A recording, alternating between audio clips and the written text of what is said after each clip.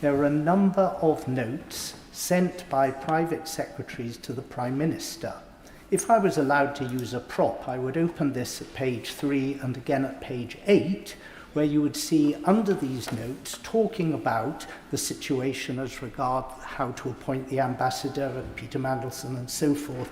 There is a big box which says notes by the Prime Minister. The normal course of action when a Prime Minister receives a document of this sort is that he notes down his response to it. These boxes are totally blank. And my simple question to him is this: are they blank because the Prime Minister made no notes whatsoever, or are they blank because any notes that the Prime Minister made have been redacted and removed? The Intelligence and Security Committee deals with even more sensitive material than this routinely, and every time they have a redaction in a publication, there are 3 asterisks to show that the redaction has taken place. Can we know, were redactions taken place in the Prime Minister's notes on these memoranda that were sent to him for decision? No, it's blank because it was blank is the answer to the right honourable gentleman's question. No. And the decision, the formal decision to appoint Peter Mandelson as the ambassador was conveyed by the Prime Minister's then principal private secretary in a letter to the Foreign Office. So there's no redaction of what was in that. I know what he's referring to. He's referring to the box note and the empty box. And the reason is there was nothing to redact because there was nothing in the box note. So I hope that's a sufficiently clear answer for the right honourable gentleman. I'll just take the honourable gentleman before I move on. Because I want to talk on the process of the appointment rather than the process of the release of the papers, which I think he's moving on to. I've previously said in this House, and I think again the Chair of the Foreign Affairs Select Committee has said not dissimilar comments about process in the future, whether it's a Conservative government, hopefully, or another government, and that is about pre-appointment scrutiny of senior posts, both ambassadorial appointments and indeed, I would argue, permanent secretaries of government departments. That would be a more sort of safer way of doing things. And also on senior appointments for the ISC, and there are a lot of current ISC members here and former ones like myself, he will know that the process is one where the appointment is made by the Prime Minister, but the double lock mechanism ensures that the House has a say and can actually veto appointments if necessary. Now, that isn't necessarily what I'm asking for in these appointments, but certainly the relevant select committee should pre-scrutinise senior appointments, in my view, of ambassadors and other senior officials, whether they're political appointees or not. I think that would help the whole House, whatever our politics. Look, I'm not hiding from the fact, Madam Deputy Speaker, that we had to make changes to the appointments process. And indeed, what the government has done is to change the process for all direct ministerial appointments, actually, to make sure that due diligence and national security vetting has to take place prior to appointment. I think it's absolutely right that that change was made. Now, if I can just move, Madam Deputy Speaker, to the process, because the process that was followed was a significant one, obviously, to publish such a large volume of material.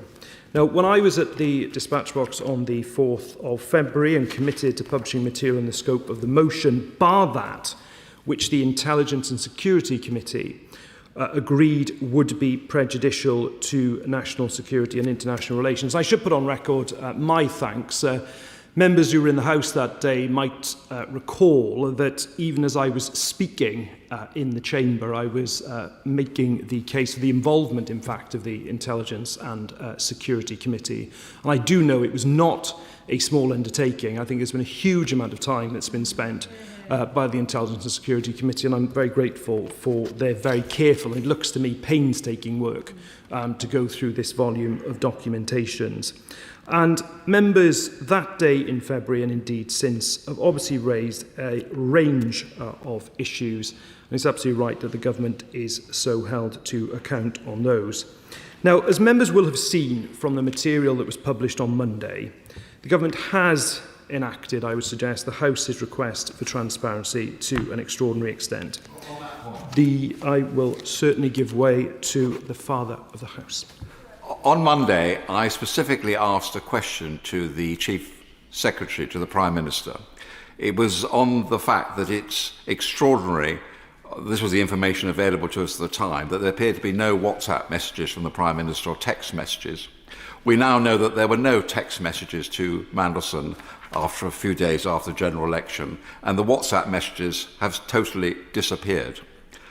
The Chief Secretary gave me an answer which I have to say I think was slightly disingenuous, because he said prime ministers don't operate in this way. They're rather like Mr. Gladstone. They sit at the cabinet table and men in frock coats bring them papers. And this is complete rubbish. We know that the Prime Minister must have been using WhatsApp all the time.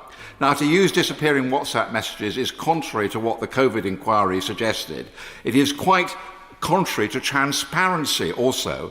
And I just say to the Paymaster General that these scandals are made much worse by any hint of a cover-up. Everybody knows that a mistake was made. People are very forgiving to the Prime Minister who made a mistake. What they're not forgiving to is some sort of cover-up that all these numerous text messages and WhatsApp messages have suddenly vanished. Spot on.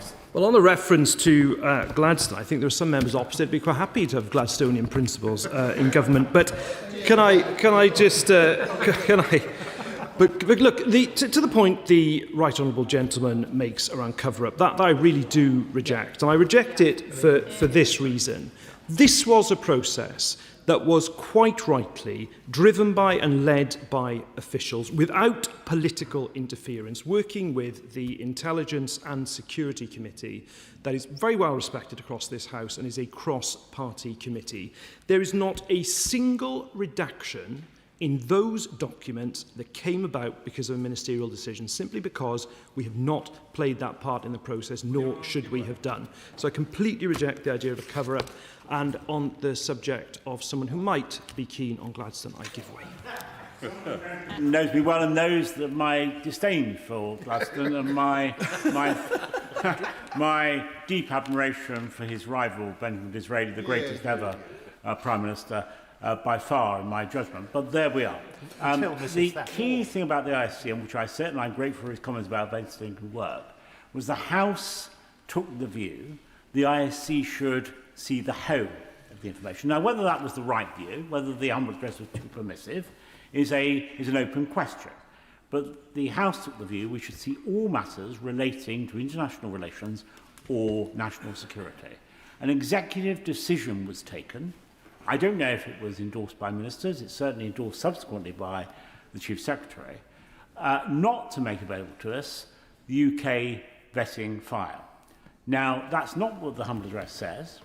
It has been legitimised subsequently by the argument, which I don't buy, frankly, that it will have a chilling effect on the whole vetting process. But as the Minister, who I share my right honourable friend's respect for, by the way, knows, the ISC seeing material is not the same as disclosing it. It's about scrutiny, not disclosure. So why was that executive decision made, not to make that available to the ISC? Who made it? When? Was it officials? Was it ministers? Will he explain how he can square that with the remark he just made? It was an official-led process. And let me just make clear, because he does point towards what is, I think, a pretty important issue. That is that you had the humble address and you had the wording. And members can read the wording of the humble address. It has the list, the quite extensive list that was drafted by the Shadow Chancellor of the Duchy, except papers prejudicial to UK national security and international relations to be referred to the ISC. But what the government has done, indeed was entitled to do, is to take into account what precedents had been set by previous responses to humble addresses, indeed under the government that he supported. And indeed, the Prime Minister has written to the Chair of the Intelligence and Security Committee on precisely this point, because there were a number of humble addresses. It was I wouldn't say it was constitutional innovation, because it was something that had quite an ancient origin to it. I personally played some part in their re-emergence during the 2017-19 Parliament when I was in opposition. But what is obviously the case is, as those humble addresses have been replied to, and it's by a number of parties now in government, is that there are principles in approaching them that come from things like the Freedom of Information Act, that comes from the duty of ministers under the Ministerial Code, that comes from the Data Protection Act, that comes from GDPR, and that is based on the precedents that have been established by responses to humble addresses. I will give way here, and then I will give way again to the Minister for giving way and being incredibly generous with his time this afternoon. And I do say as an aside, I think many members in this place would like to go back to the 19th century on those benches at least. But it's clear that officials have done a huge amount of work with regard to this process. Can the Minister just say a little bit about the Independent King's Council and what assurances they've provided that the government is complying with the humble address? Yes, and that was another important part of what was doing. It should be another reassurance that the House takes, because when I made the point about precedence to the Right Honourable Gentleman, the government also sought to take that independent legal advice as well in terms of its interpretation of complying with the humble address. But I'll take the Right Honourable Gentleman if he wants to now, but I do need to make a bit more progress. Yes, well, I just want to clear up this point about precedents. It may be that I'm wrong about this, but I don't think there is any precedent of previously the House deciding that the Intelligence and Security Committee specifically should look at material that was going to be redacted before it went to the public. This Intelligence and Security Committee, as he well knows, was founded in 1994. Since that time, there has never been even one leak from the committee. So there is no comparison between making things available to any other body that compares with the Intelligence and Security Committee, which is the only parliamentary body entitled to see highly classified material and which never leaks. So when he says this is all led by officials and it's okay for the officials to see it, but not to release it to anyone else, the reason why the ISC was chosen is because it is within the ring of secrecy, and that is unaffected by any precedents regarding bodies that do not have that special status. Exactly. Well done, Julie. I agree with what the Right Honourable Gentleman says. It's just if he looks at the wording of the humble address lists a series of classes of documents and then says, except those, which are the ones that were referred to the ISC. So that's the compliance with the motion. Now, let me just turn back to the process, because, as I say, undertaken by officials, they sought returns from all government departments, including material, as has been referred to, on non-corporate communication channels. There were multiple rounds of discovery to ensure that searches return material relevant to the full scope of the motion.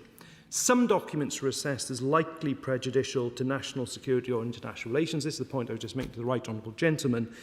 And as I committed to the House in February, they were then referred to the Intelligence and Security Committee.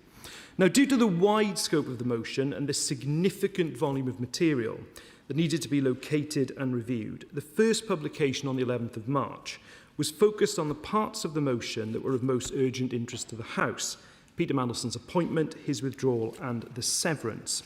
Now, the second tranche that was published on Monday contains material relevant to the parts of the motion that cover communications and documents concerning Peter Mandelson's appointment, vetting and messages between Peter Mandelson and ministers, special advisers and senior civil servants in the months prior to and throughout his tenure as ambassador. One more and then I'll come back.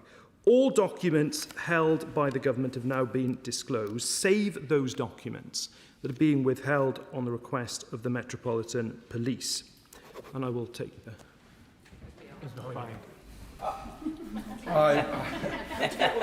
I'm grateful to my honourable friend. Just on that point of communication between Peter Mandelson and ministers, the fact remains that the more documents that are released, the more questions emerge about Peter Mandelson's reach across government. So can the Minister tell the House whether Lord Mandelson had any discussions whatsoever with ministers, officials or advisers about Palantir, And will the Minister advise this House whether further documentation with regards to that will be released?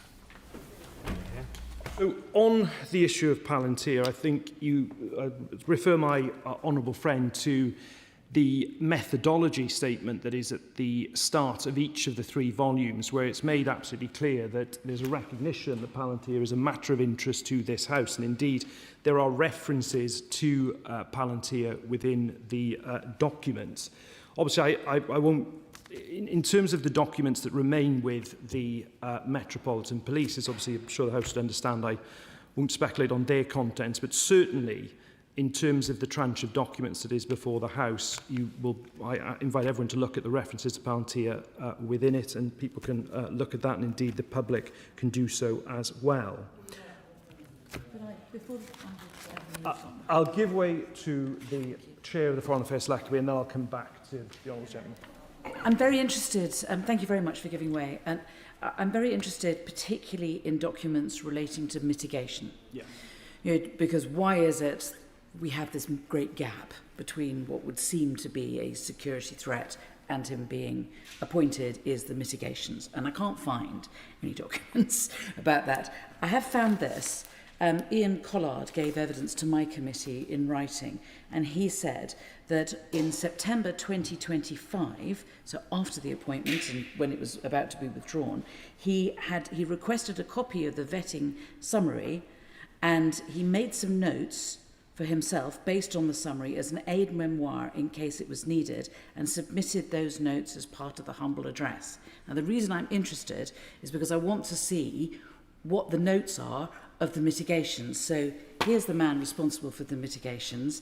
He takes a note, presumably of what he's seen, he puts it into the humble address, and it isn't in the papers. First of all, I'm grateful to... I'll deal with this now. I'll come to the Honourable Gentleman for South Holland and the Deepings. But just say, first of all, to my right honourable friend, officials leading the process will have heard the exchange and this exchange between us in relation to that specific point around Ian Collard. I would also say that in relation to the documents with the Metropolitan Police, they do fall, as my right honourable friend, the Chief Secretary of the Prime Minister, set out in his statement on Monday, into a number of categories, from internal correspondence relating to Peter Mandelson, documents in relation to conflict of interest, and also national security vetting is the third category as well. But I assure her that I appreciate the point she's making. Officials will have heard the exchange between her and I. May I just come back to I'll do this, yes. I just want to make it clear, because this isn't part of the original decision-making. This is an aid memoir that he has made. So if I can't see the original documents, then at least this is a later one. Can I at least see that? As ever, my right honourable friend makes her case forcefully, and the point I'm making is, and I'm treading carefully in my language because this has been a process led by officials working with the ISC, but the officials working on this will have heard the request that she has just made, and then I will give way to the right honourable gentleman. I'm going to give way a second time, and indeed I will be taking up the point that the right honourable lady raised about mitigation during our later considerations of these matters. Should I catch your eye? Of course, Madam Deputy Speaker, which is not a given. But in particular, will he address the issue of when the Metropolitan Police asked for information on UK vetting? Because whilst we know the granular detail, because of the executive decision based on precedent, although my honourable friend has challenged the precedent, was made, there was an assumption that some information on vetting would be made available, perhaps in a redacted form, having first been considered by the ASC. I will say no more than that.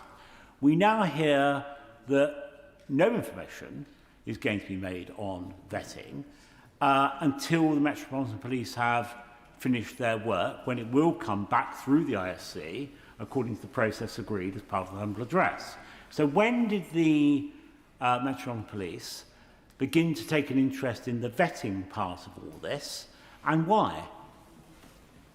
To the right on the gentleman's direct question, I haven't been part of the process giving precise dates as to when the Metropolitan Police said what, but I would just say this.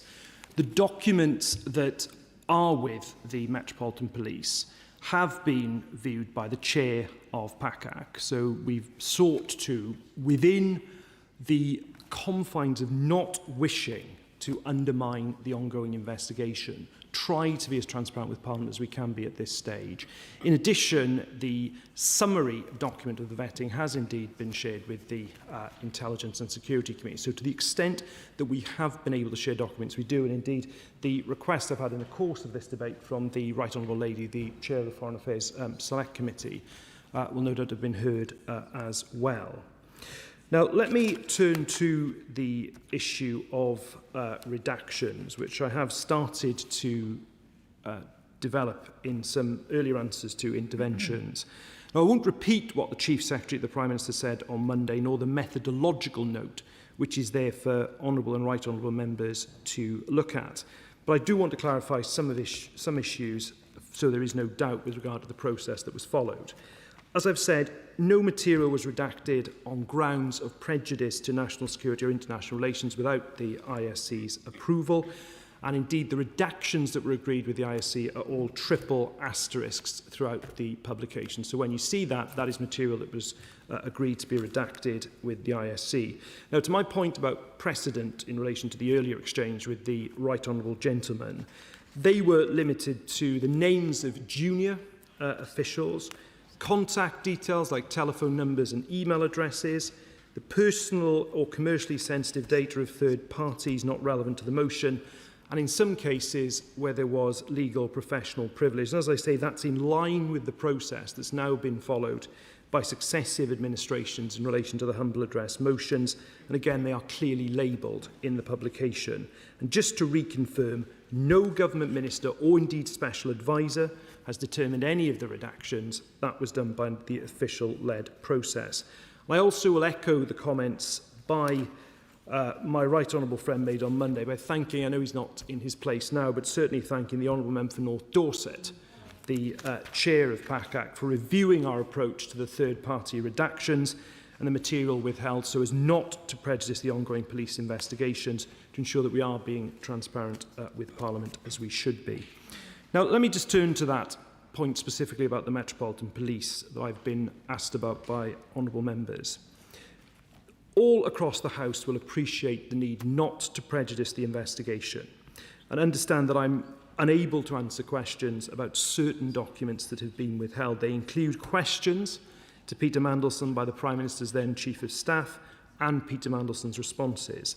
The remaining documents, as I said a moment or two ago, fall broadly into the following categories: national security vetting material, conflict of interest process material, and relevant internal correspondence with Peter Mandelson. Such information will, of course, in due course be published either at the conclusion of the investigation or if there is a point at which publication would no longer be prejudicial to the police investigation.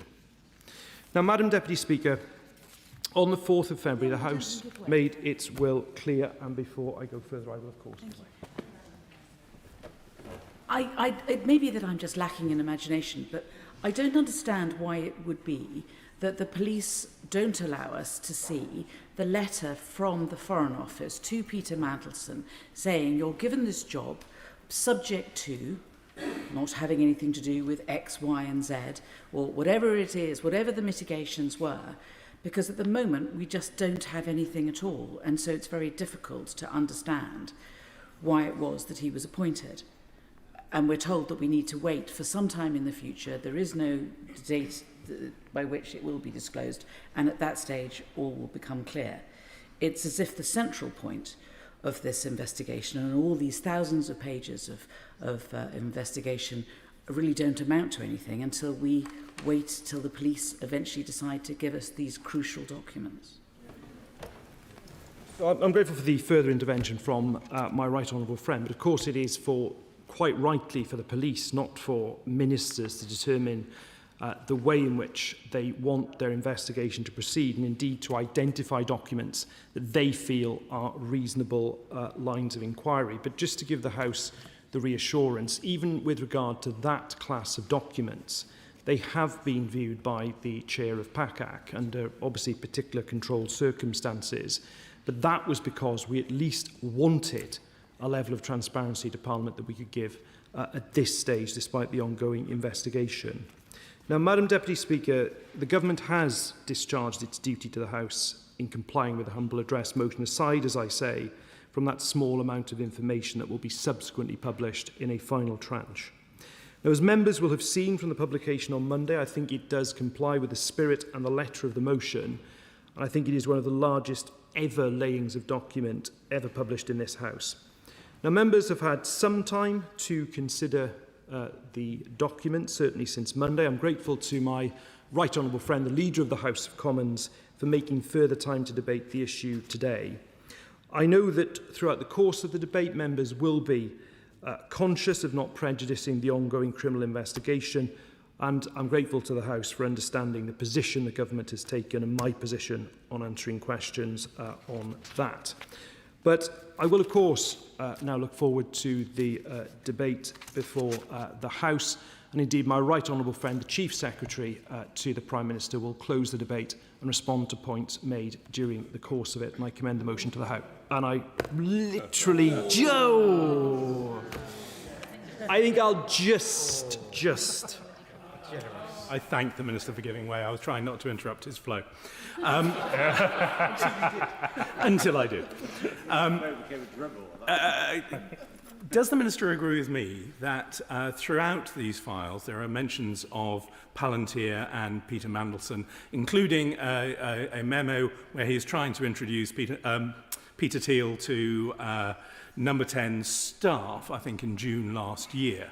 Would he agree with me that, unlike what Mr. Louis Mosley has written to me today, suggesting that Peter Mandelson was not intervening with Palantir business with the government, that he still was doing so? I reject any suggestion that on Palantir contract that's been renewed, I think there's one that was renewed by the Ministry of Defence, that there's any wrongdoing the way that he suggests. I'll reject that absolutely. But with regard to the meeting between the Prime Minister and Peter Thiel, that did not happen, just to be clear. Yep. I think we've set off a surge of more interventions. I will give way to the Right Honourable Lady, and I will finally give way to the Right Honourable Gentleman for Islington North, and then that's it.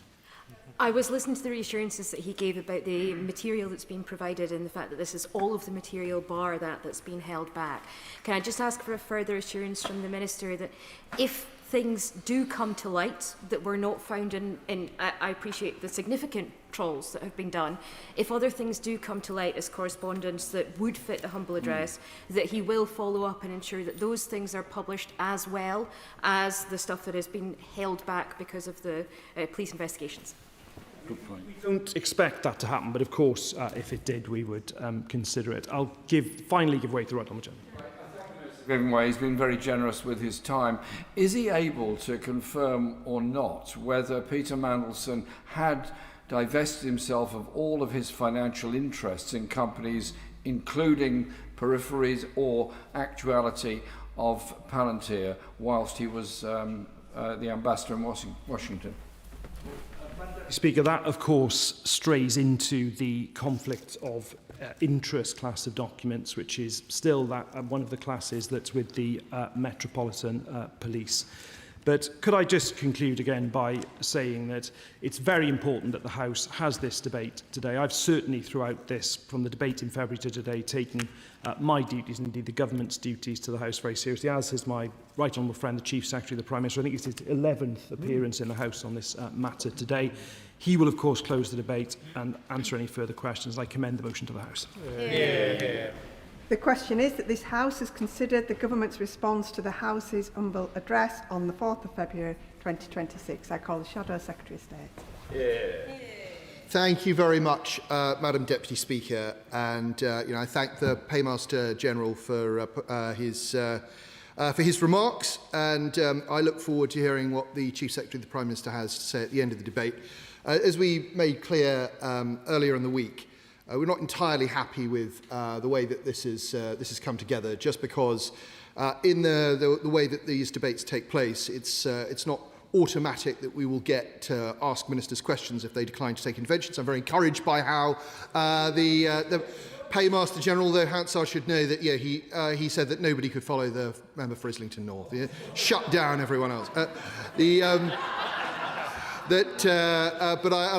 I know that the Chief Secretary of the Prime Minister will want to follow his good lead. And I hope that at the outset the Paymaster General will accept my sympathies on the loss of his mobile phone. I mean that genuinely.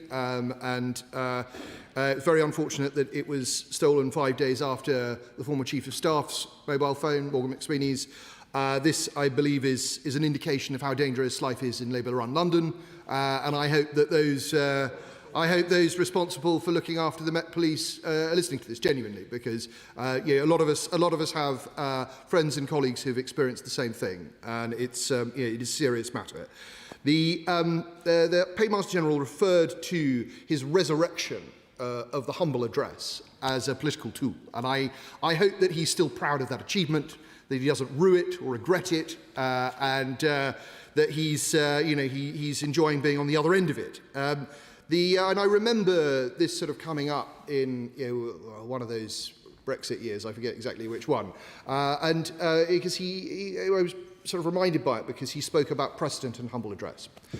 And the truth is, his humble address actually breached precedent in a very serious way, that it had been the case in Erskine May throughout the ages that humble addresses would not be used in order to take the opinions of law officers of the Crown and present them to the House. And this was specifically carved out, and yet his humble address struck right through it. So when we talk about precedent and humble addresses, we have to be very careful, and we have to be very clear that the instruction given by the House to the government is sacrosanct. It is more important than anything. And it is not for the government to redefine what the House has asked it to do. It is simply the government's job to comply in order to treat the House with respect, but also to avoid falling into contempt. And so I will say again that the idea that large classes of document, potentially large classes of document, should be retained and kept away from the House because the Metropolitan Police are using them may be desirable, but it should not be done automatically without the agreement of the House. If the government wishes to change the terms of the motion that was presented, it can come back to the House, and it can do that. And actually a dangerous precedent is set when the government decides that it will reinterpret what the House has said, because maybe this hasn't been convenient for the government, but it might be for a future government. So we must be very careful with precedent and very careful with setting new precedent. I will happily give way to my right honourable friend. I'm extremely grateful. And the point he's making, I may say, Madam Deputy Speaker, is about the relation between this House and the Executive, and more than that, the relation between ministers and officials. It's time that this House asserted its authority in that respect, and the humble address was exactly that, the assertion of the House's authority, and ministers use their authority, given their appointment by the Crown, to insist on what officials do and don't do. And whilst it's right that this process has been driven at a logistical level by officials, in the end it's up to ministers and then this House to make a judgment about what's published, where and how. I'm very grateful to my right honourable friend for his interventions. He's absolutely right. I mean, there is no higher authority than Parliament, and consequently, the government should just bear that in mind when it's delivering not just on this humble address, but any future humble address. Now, the remarks. I don't wish to go over all of the ground that we've already been over, Madam Deputy Speaker, but there are, I think, clearly some discrepancies between what has appeared in public, what has been said in public, and what has appeared in the humble address. And there may be good reasons for some of those things, but some of them are much harder to explain. I think I'd probably like to start with the information that appeared in The Guardian last week regarding the contents of the ISC's summary document. And obviously, that hasn't appeared in this return, as the Chair of the Foreign Affairs Select Committee has pointed out, and as my right honourable friend who sits on the committee has pointed out. But we now have a situation in which the readership of The Guardian has been privy to the information that document contained concerns about Mandelson's relationships with at least 3 individuals, in fact 4 individuals. One was a Chinese minister, the other was Oleg Deripaska, the other was a former Israeli minister, and the 4th was an unnamed man with whom Mandelson is said to have had, and I quote, a relationship. So this information has come out of what, by the government's own definition, is a highly secure document, which we were previously told very few people had seen. Now, I would suggest that if this is so secure, first, that information should not have come out in any form, and second, given that it has, there really ought to be a leak inquiry. It really ought to be a leak inquiry, because this is nationally sensitive information. So I hope we can get confirmation later on from Chief Secretary to the Prime Minister that that's what's happening. I hear from across, but it would be good to have that formally on the record later on. Turning now to the central element that has featured in all of our debates, which is the Prime Minister's role and judgment in the process and appointment of Peter Mandelson. Obviously, the opposition had established after the first release of documents that the Prime Minister was shown a due diligence document in which he was told that Mandelson had maintained an unhealthy relationship with Epstein after Epstein had been sent to prison. We have often in this House rightly paid tribute to the victims and survivors of Jeffrey Epstein and how they should always be in our thoughts. But the Prime Minister's thoughts were not with the victims and survivors of Jeffrey Epstein after he had read that due diligence document. And I think we should put that on record very clearly. I'll happily give way to my right honourable friend. I think it's worth just putting on the record the actual words from that due diligence note, which can be found on page 11 of the first volume. And I quote, it talks about a 2019 report commissioned by J.P. Morgan. The report cited Epstein's personal records, which showed contact beginning in 2002 and continuing throughout the 2000s. After Epstein was first convicted of procuring an underage girl in 2008, their relationship continued across 2009 to 2011, beginning when Lord Mandelson was business minister and continuing until after the end of the Labour government. Mandelson reportedly stayed in Epstein's house while he was in jail in 2009. Now that is from a document which it is not in doubt the Prime Minister saw, and yet he went ahead with making this appointment. I thank my right honourable friend, and that is a very timely spelling out of exactly what the Prime Minister read, and yet he went ahead and made the appointment anyway. So I find it, whilst I have no, I take the remarks that the Paymaster General and other ministers have made totally at face value and totally sincerely. It's clear that the Prime Minister was not thinking in that way. On that particular point raised by my honourable friend, what is not clear, however, is the relationship to the due diligence process, in particular relation to Epstein, and the vetting process. It is pretty hard to believe the UK vetting process wouldn't have taken account of what my honourable friend said, but we will never know that because the government has decided not to make that available even to the ISC for scrutiny. But I mean, it's inconceivable, surely, that it wouldn't have been part of the vetting process. And how could it be mitigated anyway? I find it very difficult to believe, as my right honourable friend finds it very difficult to believe. And so we have these comments about, in the due diligence documents, we have these comments about Epstein. We also know we have comments about Mandelson's directorship of a Russian company, which owned a defence company which supplied Putin's war effort in Crimea, and his business relationships in China, to name but a few things in the due diligence document. And it can be no accident that on the same day that due diligence document was given to the Prime Minister, the then Cabinet Secretary said to the Prime Minister, if you're going to appoint this man, get the security vetting done first. Make sure that you have done the security vetting and had his disclosure of interests before you confirm his appointment. But the Prime Minister went ahead and did it anyway. And this was an enormous and historic error of judgment, a really, really terrible error of judgment.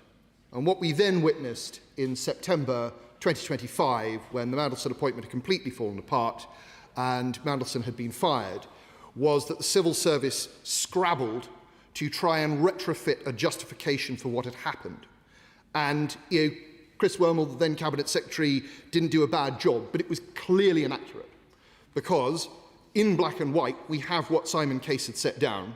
We now have the due diligence document and the fact that the security vetting happened after the appointment.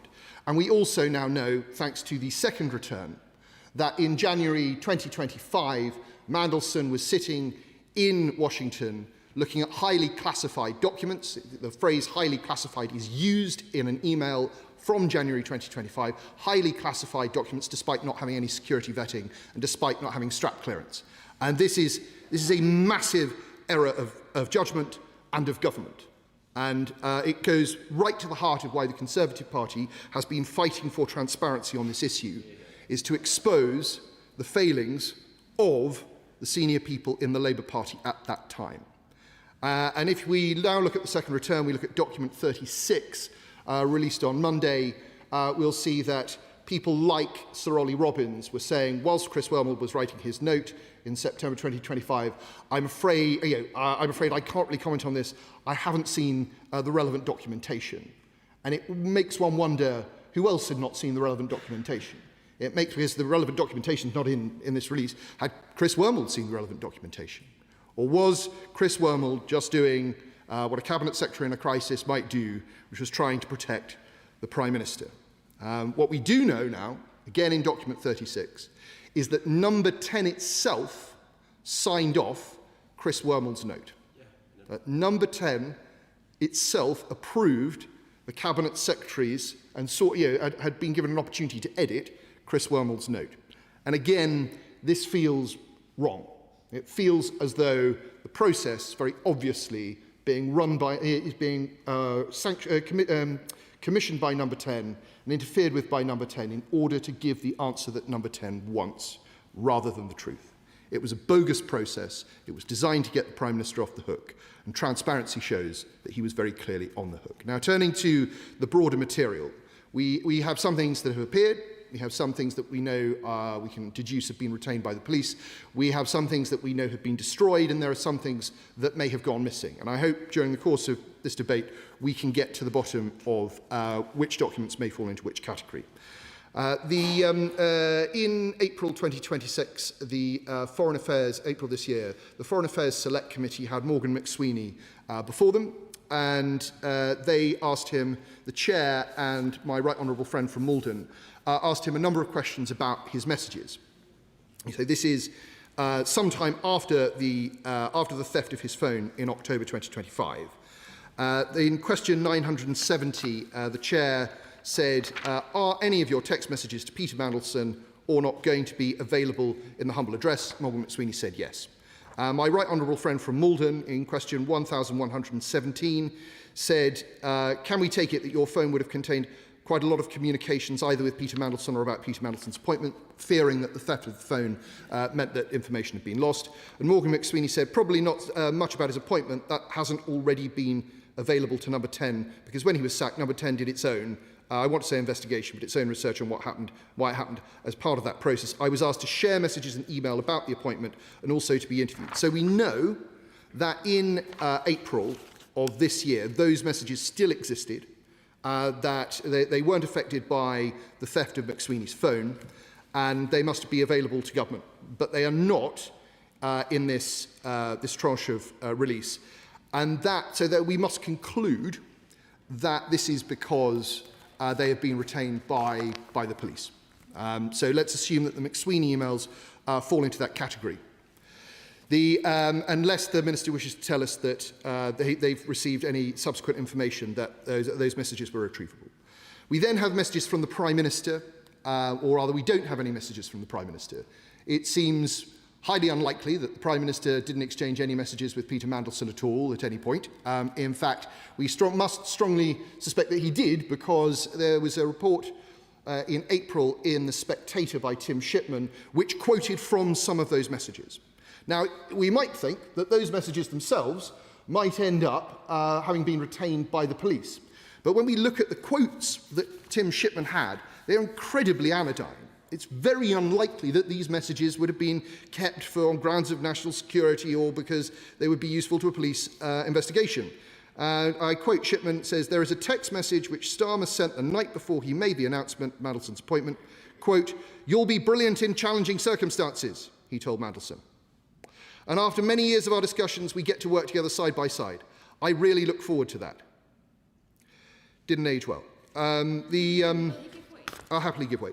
Can I just take him back briefly to the Morgan McSweeney messages? So on page 173 of the third volume, the third part of this, there are some messages that Morgan McSweeney's managed to provide from a group chat that have been published, but not individual messages between himself and Peter Mandelson. If his phone was stolen, which I have no reason to doubt that it was, how did he manage to provide these messages but not those other messages, unless, as the Shadow Minister says, they do exist, but why have they been held back? I can't imagine they could have been national security. Well, the Honourable Lady makes a very good point. It may be because it was on a group message and somebody else had retained their phone. So yes, so he provided it. So we have to assume that that Morgan McSweeney's messages, in some part, have been retained by the police. We won't know why, I suspect, for some time. But with the Prime Minister's messages, it's very hard to understand in this case why the police or the government would block the publication of simple messages of praise, of interaction, even though they fall within this. We really will need further reassurances from the government about their approach to disclosure. Happily give way to the Honourable Lady. Thank the Honourable Gentleman. I suppose he gives me an opportunity to say that in the documents, those that may have had disappearing messages or deleted their messages are listed almost as nil returns, as those of us, and I was a person who was asked for my messages, who had an actual nil return. I suppose that a bit of transparency about those where those messages are lost, and those of us who had very clearly never spoken to Peter Mandelson was made clearer. I suppose he also gives me the opportunity to say that if there was a gender split of ministers who had never had contact with Peter Mandelson, I imagine it skews one way. Hear you. Well, I congratulate the Honourable Lady for taking the opportunity to put that on the record. But yes, this is the information that the House, I think, deserves to have. In what cases are we dealing with messages which never existed because no messages were sent in the Honourable Lady's case? In what case is it because there was auto-delete, which we know the Prime Minister had because it was disclosed to the lobby briefing for journalists yesterday? And in what case is it that phones have gone missing, backups weren't done, everything? What case is it that's been held by the police? You know, it really ought to be possible to do it. And I know that both the police and the government are, to a certain extent, understandably being sensitive about the police investigation. However, it really ought to be possible to say to the House, X number of messages from the Prime Minister are being held by the police. Y number of emails. Z number of text messages. There's no way that any of that could possibly interfere with any police investigation. Knowing roughly what the police had, we started to move in the right direction on that yesterday, on Monday when the Chief Secretary to the Prime Minister told us the categories of document we have. But there must be other ways of reassuring the House, or giving some guidance to the House as what's being held. Because, look, obviously we have a huge amount of material here that's been justifiably redacted for reasons of national security and international relations. But that doesn't mean that we don't have the headings. We often have email headings that say there was an email sent on this date from this person to that person. You can't see the contact, you can't see the subject, but we know the email existed. Why can't we have the same thing for the messages? That the Prime Minister sent messages to Peter Mandelson on this date, that date, and the other date. You can't see them, they're part of the police investigation, or you can't see them because they're subject to national security concerns. So we have this discrepancy between different types of approaches to the disclosure of information. I will happily give way to my honourable friend. I'm grateful. I'm grateful to my honourable friend. Is he, in the context of these disappearing messages, troubled by the fact that in March 2023, the Cabinet Office issued very clear guidance about the use of non-corporate communications channels by ministers, by special advisors and others, which said disappearing messages should be used sparingly, and that the use of disappearing messages does not in any way supersede the record-keeping obligations of ministers to communicate to their private office a record of anything on their personal devices that is pertinent to the conduct of government business. Yeah. Well, that is entirely true, and I believe that the ISC has said as much in one of its responses to government disclosure, saying that they are very troubled by the fact that this guidance, which all ministers are supposed to obey, was routinely being broken. And he and I think, were both ministers at the time that was brought in. It was brought in for very good reason. It was brought in to reflect the fact that there are new communications channels, and of course ministers will want to use them. Some of them are very useful for ministers, but that shouldn't get in the way of the fact that the system needs to retain a record of how decisions were made and what the decisions were. And that's clearly not being done in many cases here, not least, as the Father of the House pointed out, no, sorry, it wasn't the Father of the House, my right honourable friend from the New Forest pointed out that we have a lot of empty boxes and no record of the Prime Minister really assenting to the appointment of Peter Mandelson, even though we know that he did. I give way. My right honourable friend is right. That was highlighted in the ISC's statement on these matters, and it's an issue to which the committee may return. Not for me to prejudge that, but it is a matter of considerable concern. It was raised during the period of the last government, actually. It's not unique to this government. We had issues with previous Secretaries of State and ministers. I will say no more than that in this regard. And he's right that it is entirely unsuitable that ministers are using insecure means of communicating very sensitive information. But can I press him to challenge a little further, in particular respect of Peter Mandelson, because we understand that his own messages haven't been disclosed, and I wonder if he might press the government on at what point they became aware, was it prior to his appointment, during his appointment, or subsequently, that he was withholding information of the electronic kind that my right honourable friend draws the House's attention to, particularly given the humble address specifically deals with the issue of electronic communications. My right honourable friend is right, and the Chief Secretary to the Prime Minister will have heard his remarks. I'd say further to, and I hope that the Chief Secretary to the Prime Minister will respond to that. What I would say further to what he said is that, obviously the humble address was in February, but it wasn't until March that the government asked Peter Mandelson for his phone. Peter Mandelson then refused, as was raised by myself and I think other members on Monday.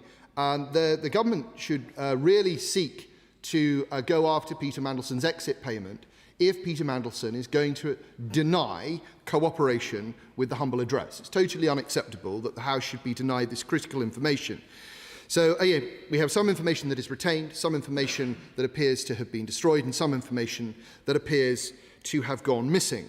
I wish to turn to some remarks that the Chief Secretary to the Prime Minister made on Monday about his own messages, just because he himself brought it up, because I think it's a useful case study. The Chief Secretary to the Prime Minister said, "I do recall having some limited exchanges with Peter Mandelson over WhatsApp, including those I've already discussed, but these conversations did not involve transacting government business and were in line with official guidance on the use of non-corporate communication channels at the time."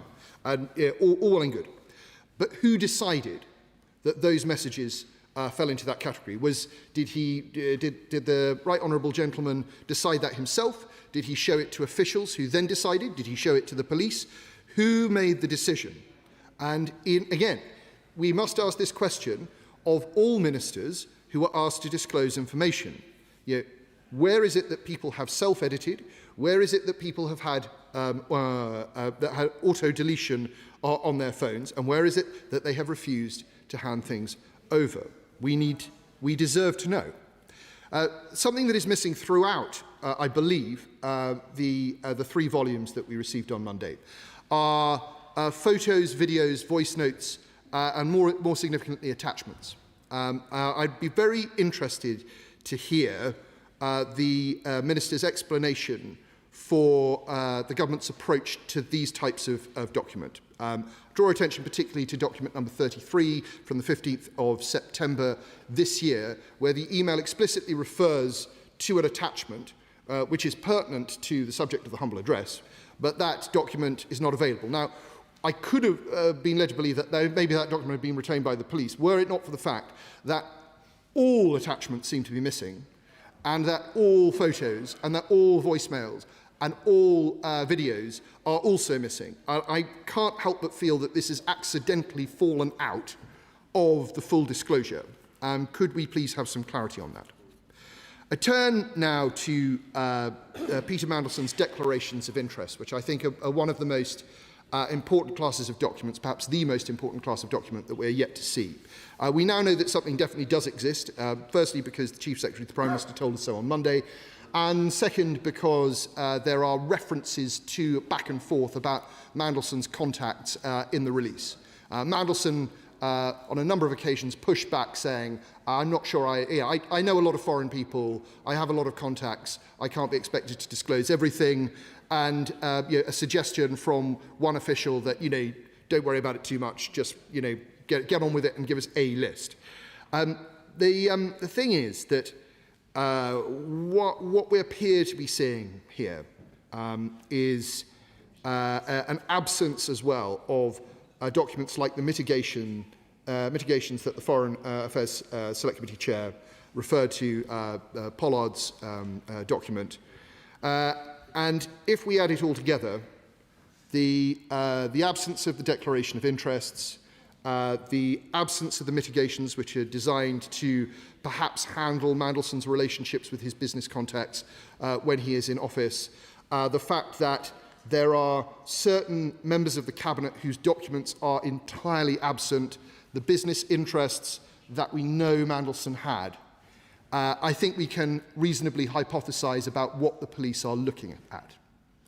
And that would be, and this is speculation, that would be an abuse of his position in Washington to support the interests of his business relations.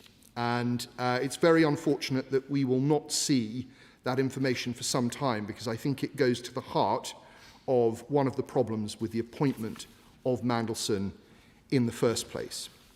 Madam Deputy Speaker, I think, is encouraging me to wind up, so that I will do.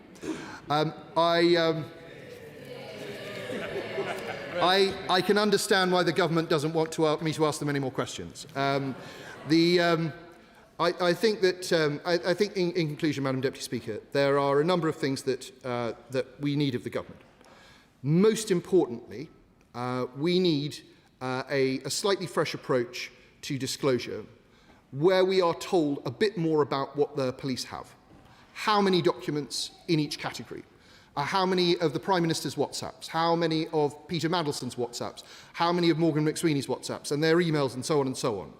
Because it's very important that the House understands where things have gone missing and can start to put that picture together in its head. And I would say to the Chair of the Select Committee, following her remarks, I think it would be very interesting, maybe fall to another committee as well. It would be very interesting once the police investigations are complete for the police officers who've been involved in this investigation to come before Select Committee and discuss what their approach has been and why, and what lessons might be learned for future disclosure to Parliament. I'm going to end, Madam Deputy Speaker, by turning, rather unfortunately, to the last speech that Peter Mandelson ever made in the Lords, where he said, and I quote, "I feel very deeply that there will be nothing like the systematic undermining of the civil service that we have seen in recent years, and when government policy was conducted by private WhatsApp rather than on properly considered civil service advice." And now it's disappeared. It is.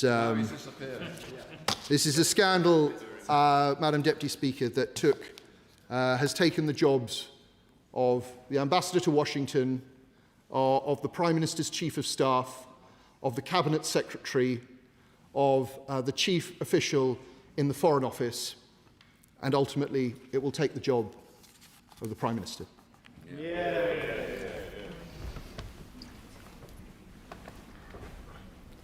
Order, order. I will now announce the result of today's deferred division on the draft Agriculture Delinked Payments Reductions England Regulations 2026. The ayes were 302, the noes were 153, so the ayes have it. The ayes have it. I now come to the Chair of the Select Committee, Dame Emily Thornbury. Thank you very much, Madam Deputy Speaker. We are a very long way from one of the original aspects of this scandal, which was an allegation that the Prime Minister knew when appointing Peter Mandelson that he had failed his developed vetting. We've moved a long way from that. One thing we haven't moved away from, though, is that the man who was appointed was a best friend, best pal of the world's most notorious paedophile, and remained his best pal when he was in prison and stayed in his house. I have to say, personally, I found that so profoundly shocking when I heard that that is what had happened. I think it is a matter of character, good character, to stand by friends when they're in trouble. But when they are convicted of a terrible crime like that, you don't stand with them, you don't stay in their house, and they should not be your best pal. And not just that, we've learnt that Peter Mandelson was friends with Russian oligarchs, Chinese finance ministers, former Israeli security chiefs. He had a loan of £1 million from an unknown source, which he used to buy shares in a secretive Israeli company. There are so many, and then of course there are all of the issues in relation to his business dealings.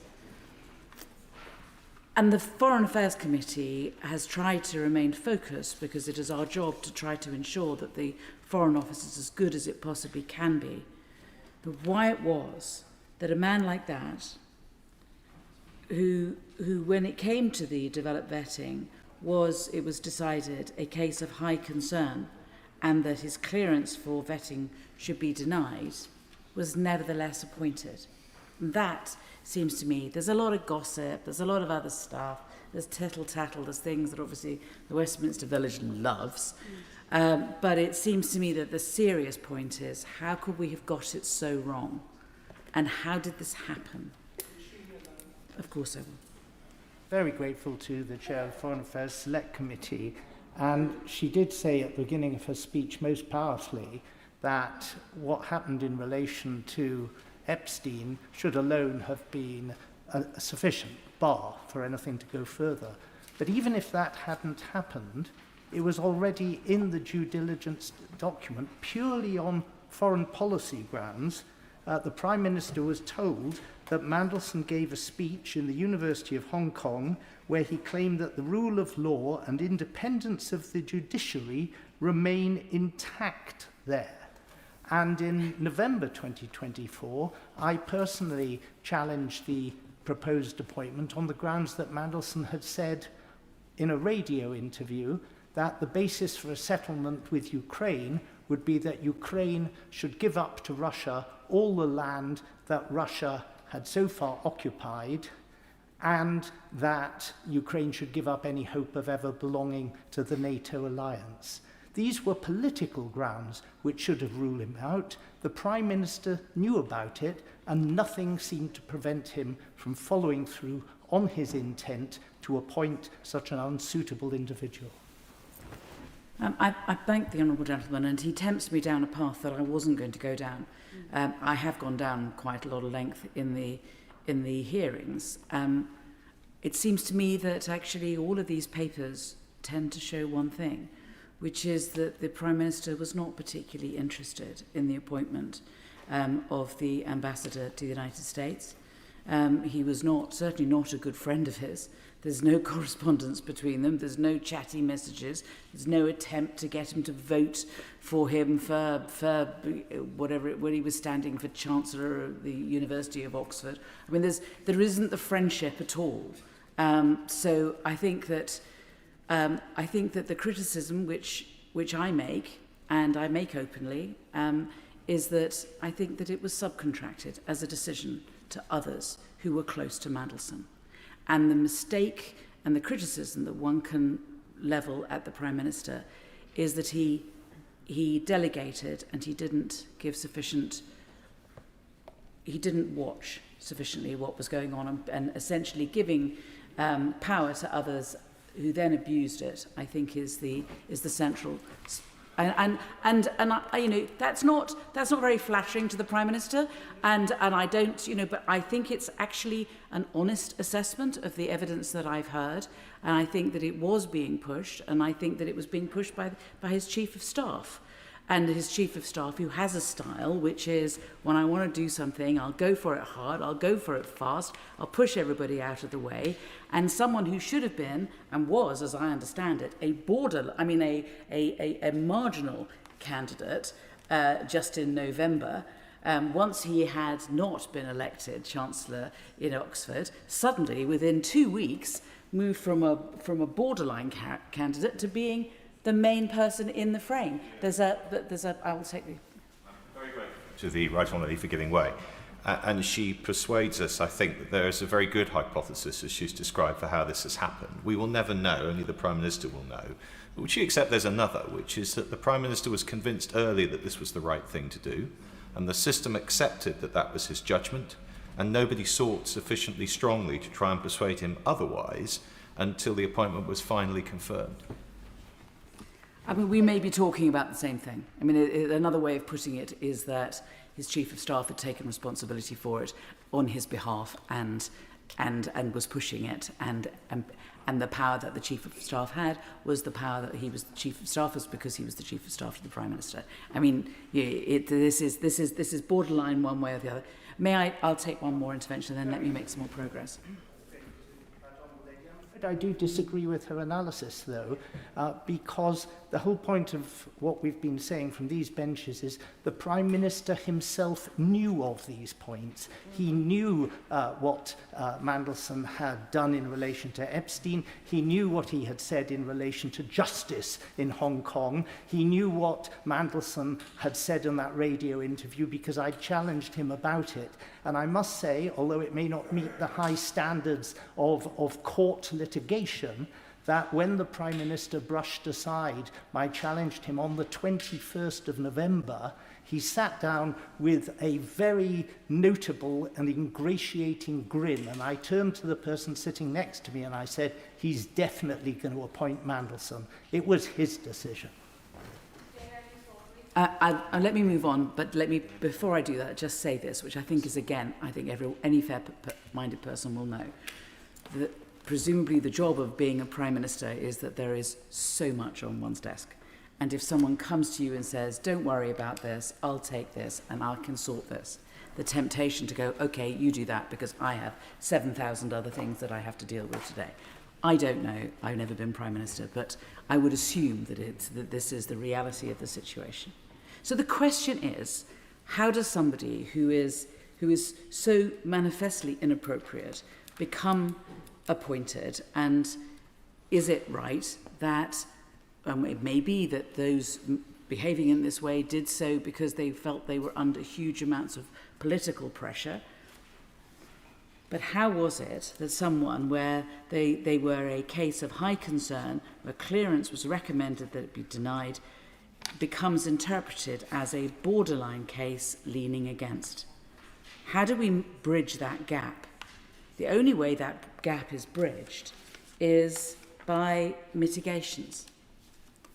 And so I spend my time looking for mitigations, and I can't find any. I mean, I would have thought that we might find, and I mean, Ian Collard, who gave evidence to us, who was one of the security men who was speaking to Ollie Robbins, who was at the time the Permanent Under-Secretary, he talked in his evidence, his written evidence to us, 10 times about the importance of mitigations.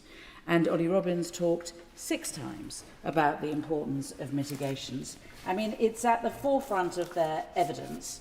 And I've already referred to an aid memoir that Ian Collard made in September, looking again at this, where he says, you know, that he looked again at the summary. He appreciates that he accepts that the UKSV's statement was, this case presents as high concern with a recommendation of clearance denied or withdrawn.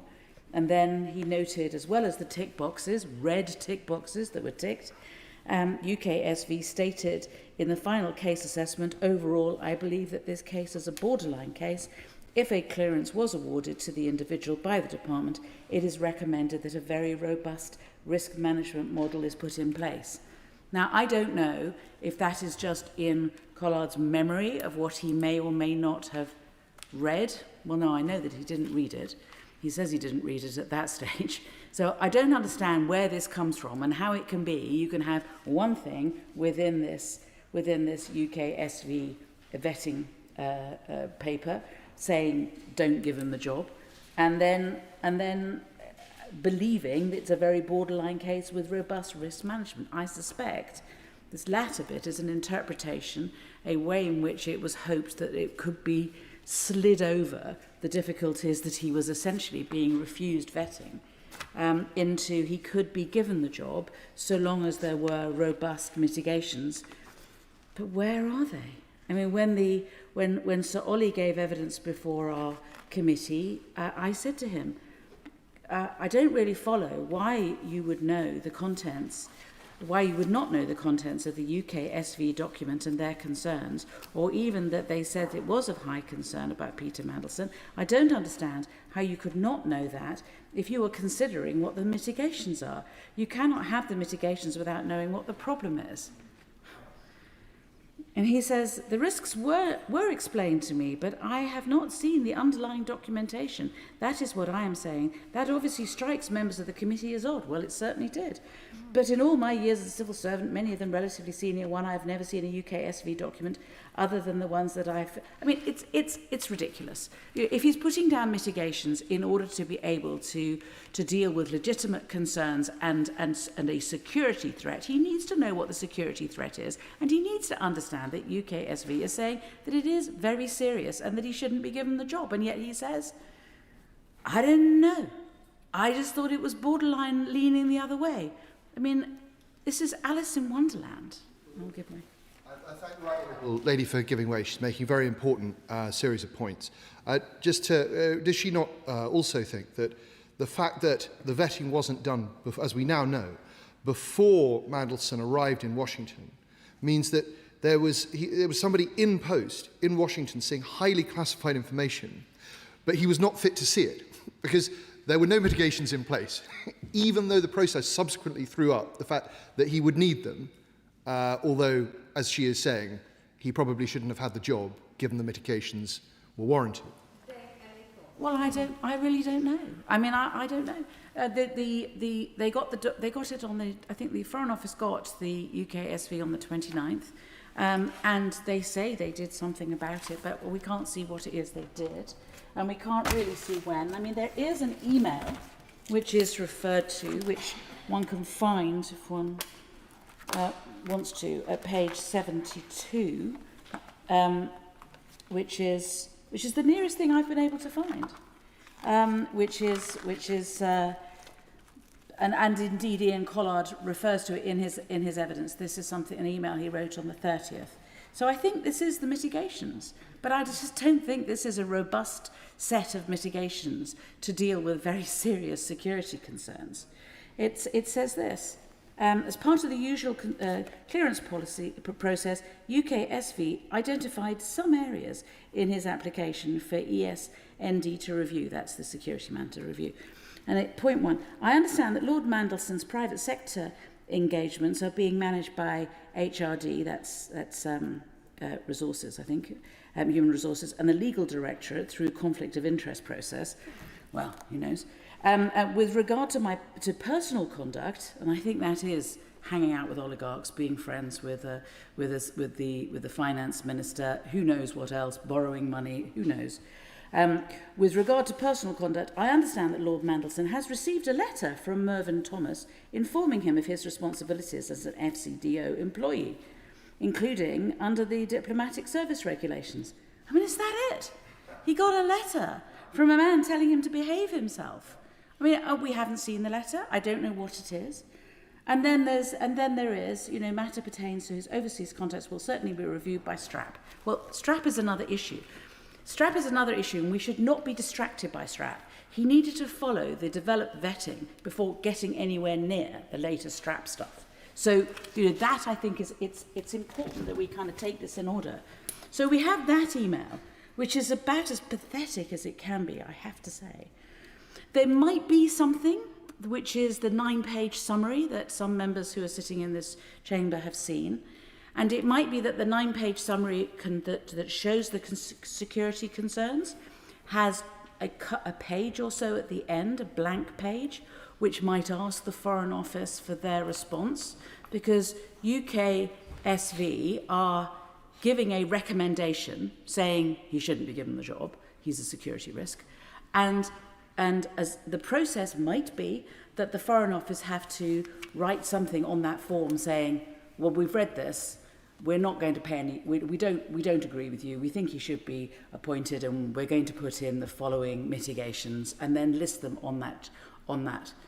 Or it might be that they didn't fill that in properly, and it might be that that bit of the form remains blank, and I don't know whether anybody is in a position to be able to enlighten me one way or the other, or whether we will have to wait for the police to give us the document. I don't think the Honourable Gentleman is one of the people I'm referring to, but yes, of course. But surely that would be precisely the sort of information that could be safely entrusted to the ISC, and they ought to have been entrusted with it. They didn't. I suspect they may have been. That's what I'm trying to say. Yeah.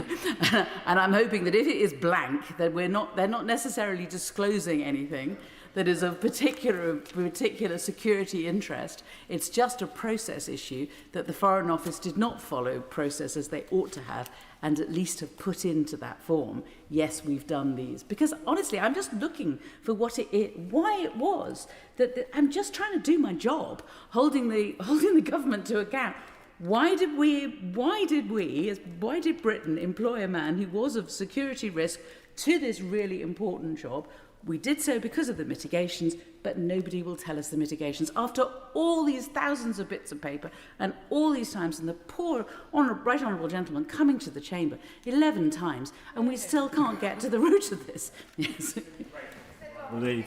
For giving way, it would be entirely inappropriate for me or any other member of the ISC to say what we've received that's now been sent to the police, but it wouldn't be unreasonable for a diligent member of this House like her to conclude, given the fact that I challenged the Chief Secretary at the urgent question just before the recess on the issue of mitigations and asked him whether there were mitigations in place and whether they would be made known to us, it wouldn't be unreasonable to assume that I wouldn't have asked that question if I knew the answer to it. Yeah.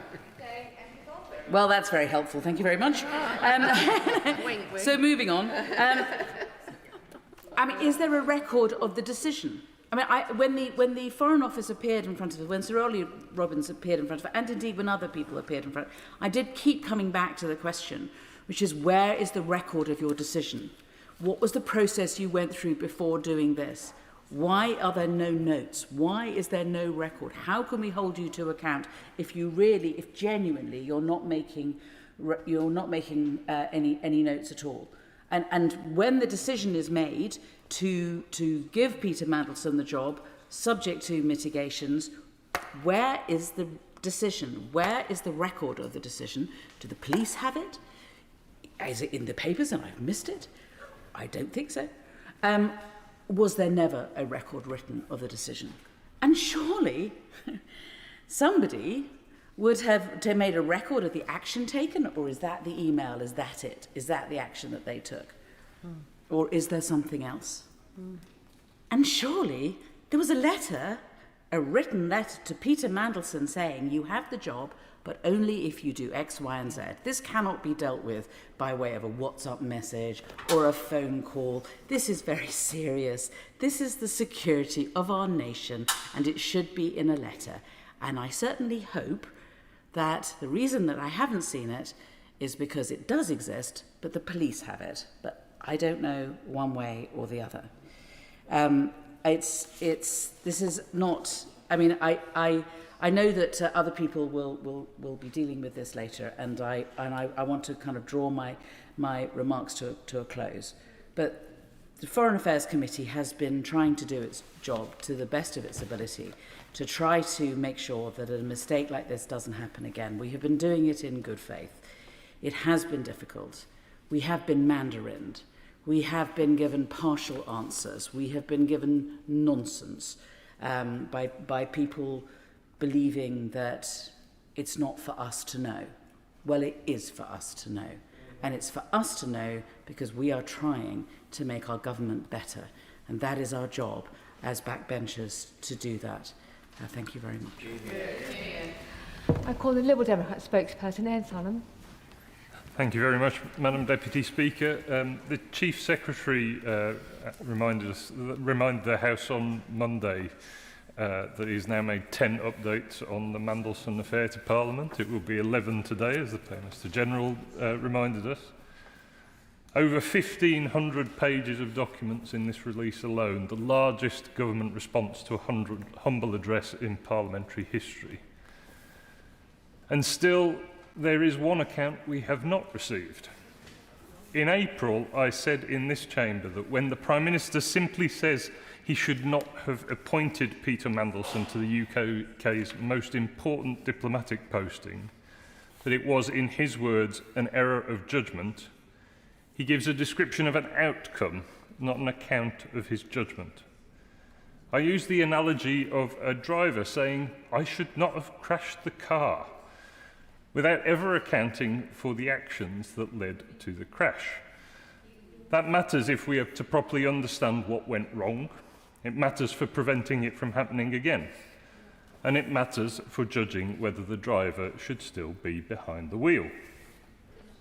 And if the House will indulge me in extending the analogy, these 1,500 pages give us the crash scene in more detail than Parliament has ever received on any comparable matter. We have the vehicle's full mechanical history. We have the account of every passenger. We have what the bystanders observed from the pavement, what the recovery team found when they arrived. But what we still do not have, after all of that, is the driver's account. What did the Prime Minister weigh in his decision? What did he conclude? And where does he now think he went wrong in his reasoning? Madam Deputy Speaker, when the Prime Minister received the due diligence in December 2024, it documented Mandelson's association with Epstein, that he had stayed in Epstein's home while Epstein was serving a prison sentence for sexual offences against a minor. The document described that as a reputational risk. A reputational risk. Not a moral question about what it means to appoint someone who maintained a friendship. Not a question about what message it sent to the victims and survivors of Epstein's crimes. Just a reputational risk to be managed.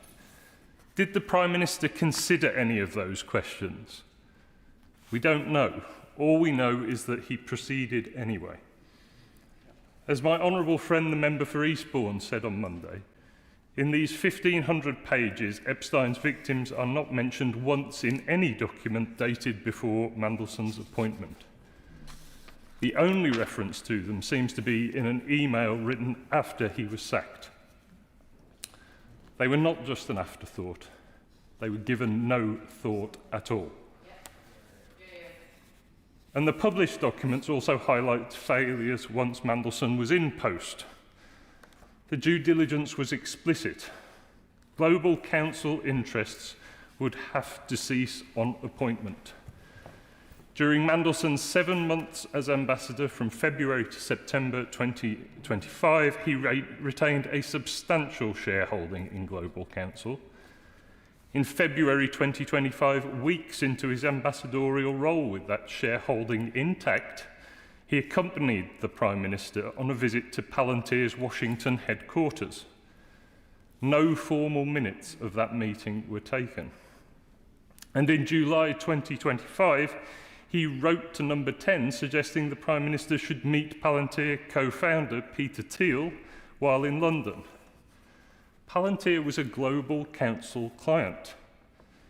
So how was an ambassador who retained a commercial stake in a lobbying firm permitted to accompany the Prime Minister to a meeting with one of that firm's clients with no formal record of what was discussed, and then suggest a further meeting with the firm's founder? The due diligence said those interests should cease. They had not. Nothing in the published documents suggests anyone asked why. The documents also reveal that in February 2025, Mandelson advised the then Technology Secretary to include, in his words, more positive language about AI in a speech to the Munich Security Conference. The Secretary of State replied that it was all the good advice which I'll action. Text speak, obviously. This again while Mandelson retained his shareholding. A firm that represented both OpenAI and Palantir, and while Mandelson himself described OpenAI's chief executive as his chief AI buddy. My honourable friend, the member for Hazel Grove, has today written to the independent advisor on ministers' interests, calling for an investigation into that, and she's right to do so. And those are only some of the conflicts Parliament can currently see.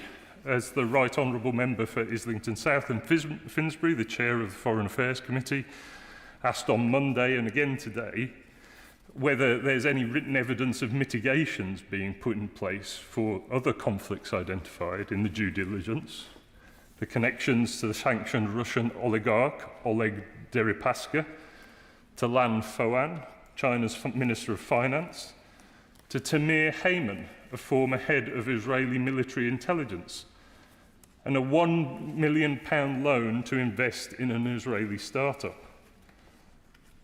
The Chief Secretary's response was that those documents are with the Metropolitan Police, I believe. Parliament cannot yet see whether those warnings were taken seriously or set to one side.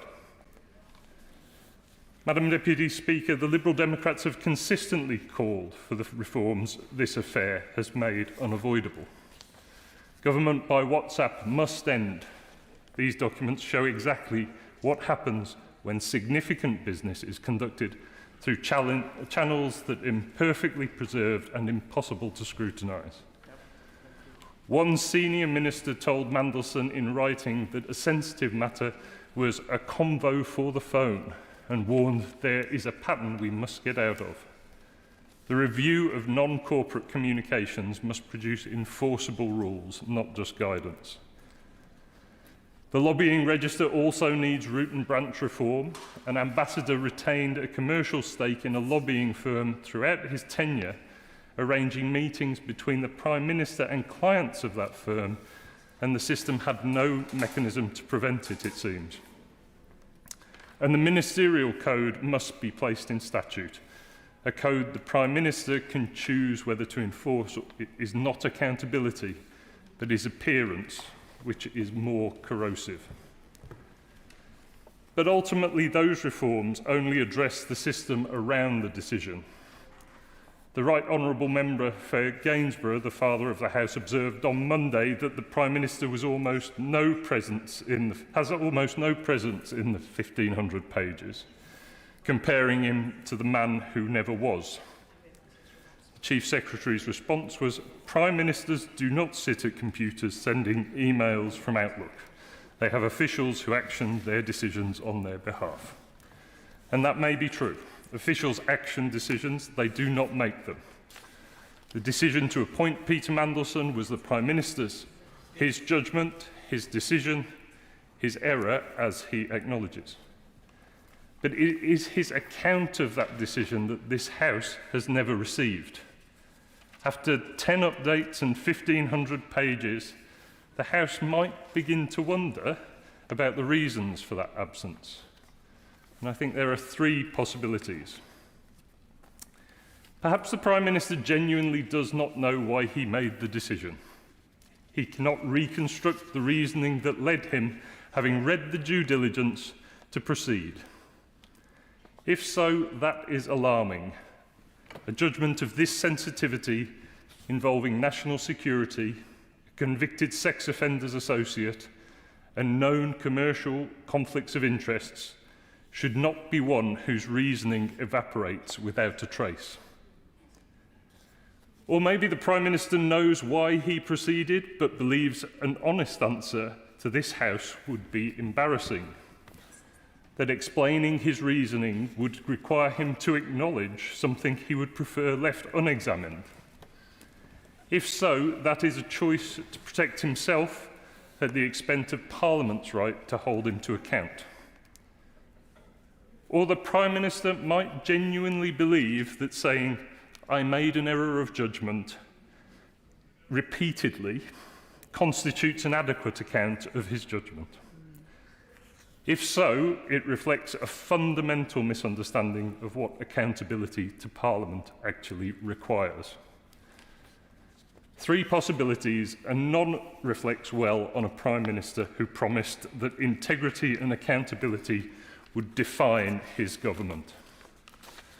Before taking up his post, Peter Mandelson wrote to the then Foreign Secretary, the Right Honourable Member for Tottenham, that if appointed, he would make sure the Prime Minister never regretted it. The Prime Minister has now expressed regret. But regret without explanation is not accountability. This House and Epstein's victims deserve more than that. They deserve an answer. Thank you. Alex Davis-Jones. I think what has struck me most about this whole affair is not what has been said, but what has been missing. Over the past week, we have seen endless coverage of private messages, political embarrassment, and Westminster intrigue. We have heard discussions about powerful people, powerful networks, and powerful reputations. But amidst all of this, we have heard far too little about the victims. For all the headlines that have been generated by this story, the people whose lives were devastated by Jeffrey Epstein's abuse have too often been reduced to a footnote. And that should concern every single one of us. Perhaps the most revealing aspect of these disclosures is not simply who ministers were meeting, but who they were not. While significant effort appears to have gone into cultivating relationships with influential figures in the tech world, victims were left feeling unheard and overlooked. That is the wrong way round. I sought to use my position in government to advocate for victims. But when you are forced to fight tooth and nail simply to have those voices heard, something is not working as it should. That is why I took the difficult but necessary decision to resign. But stepping down does not mean stepping back. And that is why, Madam Deputy Speaker, I will now voice Lisa's words. My name is Lisa Phillips. I am a survivor of Jeffrey Epstein and Ghislaine Maxwell's global paedophile trafficking and abuse network. I respectfully ask that MP Alex Davis-Jones be permitted to speak on my behalf and be my voice in Parliament today, when so many survivors' voices still go unheard. I met Prince Andrew on Epstein Island on the night I was sexually assaulted by Jeffrey Epstein. Like many of my survivor sisters, I was trafficked and abused over a number of years. I am seeking answers, not only about Jeffrey Epstein and Ghislaine Maxwell, but also about the powerful men who enabled, protected, or benefited from this abuse and trafficking. This debate is about accountability. Jeffrey Epstein's powerful network made many victims and survivors feel unable to come forward. When powerful people protect or turn a blind eye to abuse, justice becomes harder to achieve. That must change. Many UK survivors came forward to the Metropolitan Police, yet they too were left without the answers and accountability they deserved. As a survivor, I struggle to understand why Prime Minister Keir Starmer appointed Peter Mandelson when his association with Jeffrey Epstein had long been publicly known.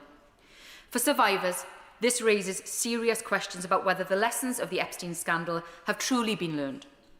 I have repeatedly requested the opportunity to meet with the Prime Minister, but those requests have all been ignored.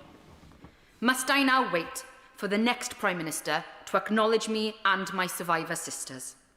With respect, Prime Minister, your apology alone means little without meaningful action. So I ask you directly, Prime Minister, do you and the government you lead support a full public inquiry into Jeffrey Epstein, Ghislaine Maxwell, and those who enabled, protected and participated in or benefited from their crimes, including those on British soil? The simple answer, yes or no. Regards, Lisa Phillips.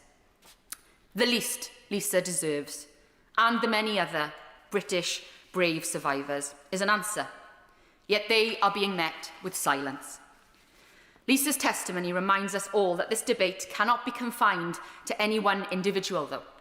It is about a culture where power protects power, a culture where influence and connections can matter more than accountability.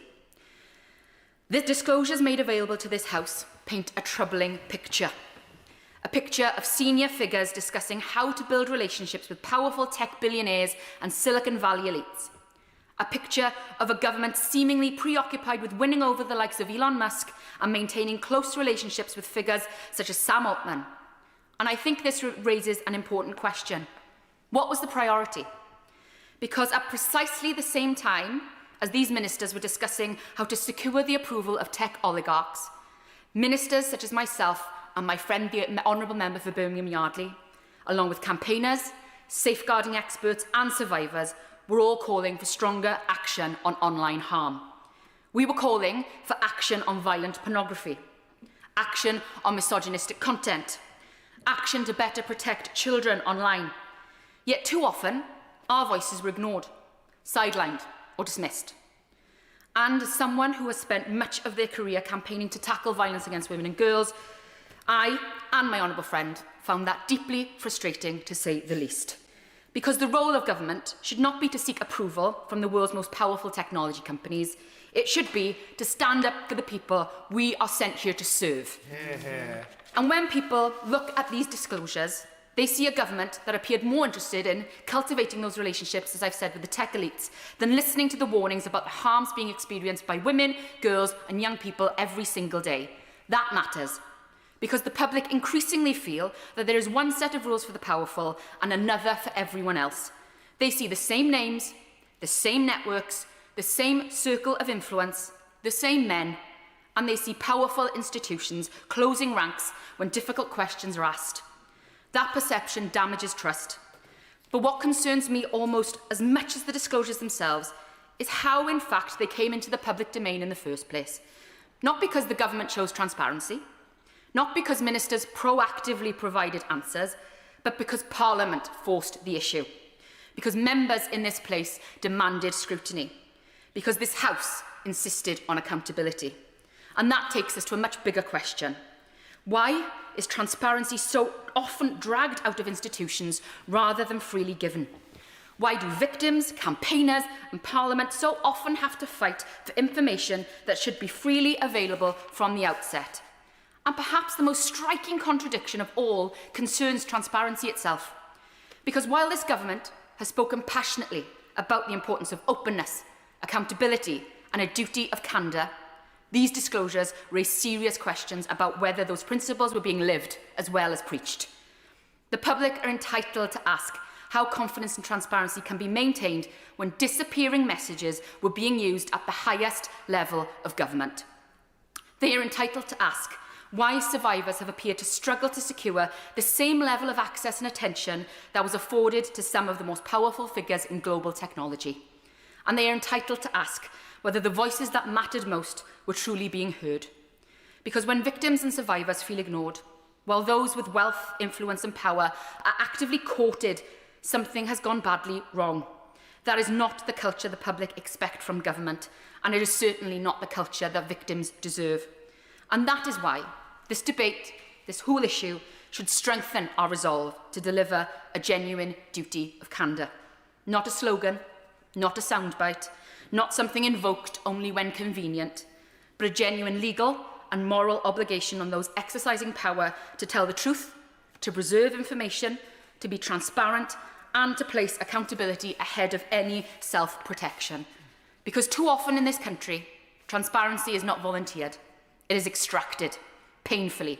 It comes only after leaks, only after investigations, only after victims, families, campaigners and parliamentarians sometimes spend decades fighting for information that should have been available from the outset. The disclosures before us today did not emerge because government chose openness. They emerged because Parliament forced scrutiny through the SO24 process. That should concern every member of this House. Because if transparency depends on being forced, then we do not yet have a culture of candour. And until we confront that honestly, we will continue to fail the very people that this House serves to exist. Not with words, but with action. Not with promises, but with accountability. Sir Jeremy Wright. Thank you very much, Madam Deputy Speaker. It is a genuine privilege to follow the Honourable Lady for Pontypridd. I have to say that knowledgeable and passionate ministers are a huge asset to any government, and she is a significant loss to this one. And if I may say so, exactly the same can be said of the Honourable Lady for Birmingham Yardley, who sits next to her. She makes important points about the victims of Epstein, which I will not repeat, but I think she's added considerably to this debate. Madam Deputy Speaker, if I may, I also want to take the opportunity to join the tributes that have been made earlier to Alan Hazelhurst, who occupied your chair with immense dignity and considerable rigour, I might add, but also did so with very deep warmth and kindness, and I know that he will be missed in both chambers of this place. But turning to the motion, Madam Deputy Speaker, I want to say something about the process that has led to the publication of the documents we are now considering, and then something about their contents. On the process, I should start by offering my thanks to not just the officials of the Cabinet Office, but also to the staff of the Intelligence and Security Committee. The whole House will be now conscious of the sheer scale of the task that lay before both those groups of people and the immense work they all had to put in to turn the process around as quickly as they did. And the House will also now appreciate that, given the nature of the documents that we have before us, it was inevitable that there were a large number of those documents that raised questions of either national security or international relations. And I want to make it very clear, as I have before on behalf of the Intelligence and Security Committee, first that we are very grateful for the words of the Paymaster General and indeed the Chief Secretary on previous occasions for the work that we have done, but to offer reassurance to the House that throughout the process we were rigorous in our view that government embarrassment was not sufficient cause for redaction of these documents. I hope the House can now see that is so, because there's plenty of government embarrassment left unredacted. But also to say that the prejudice that we sought to establish in relation to international relations or national security needed to be real prejudice and not the vague possibility of that prejudice, and that's the way in which we approached the task. And I am confident in the redactions that we have agreed to make, and indeed in the decisions we took not to support those redactions which we refused to consent to. But in the process we undertook, as I've spoken about before, two issues of process have arisen. The first is who checks proposed redactions for reasons other than national security or international relations. And I'm very glad that the government has agreed that my honourable friend for North Dorset should fulfil that role, as he has now done.